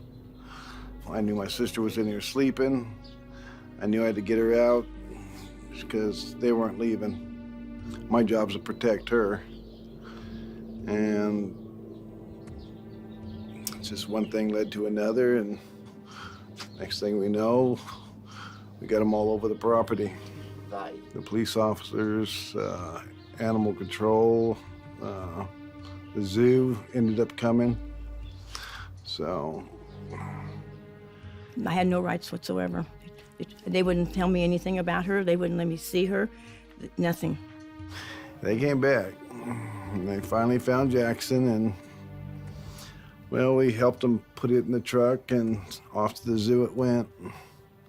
And then we set up a habitat for her. So she's doing real well now. Real well. Yeah. Jackson was rehomed at an alligator park in Colorado, and a GoFundMe campaign was launched to create a new habitat. We were the biggest donors. Okay. But she's happy, and we will get it back out there to see her. Despite taking good care of Jackson since the 70s, by not having the relevant permit, Laura was breaking California law. But as any animal lover knows, losing a pet is hard, let alone a pet that has been your constant companion for nearly 40 years. Now that they ran their law down, how it really works, okay, I understand now. But at that point, you don't think about stuff like that. Even if they would have told me afterwards, I wouldn't have cared about that law. I just kept doing what I was doing. Because you get attached, and once you get attached, it's it. I think she probably misses me. I'm sure she misses the chicken legs and the hot dogs. When I go to bed at night, I think of her because that's when she would make the thumping noises. And I miss that, so. But I'm glad where she's at. She's in a beautiful place, so.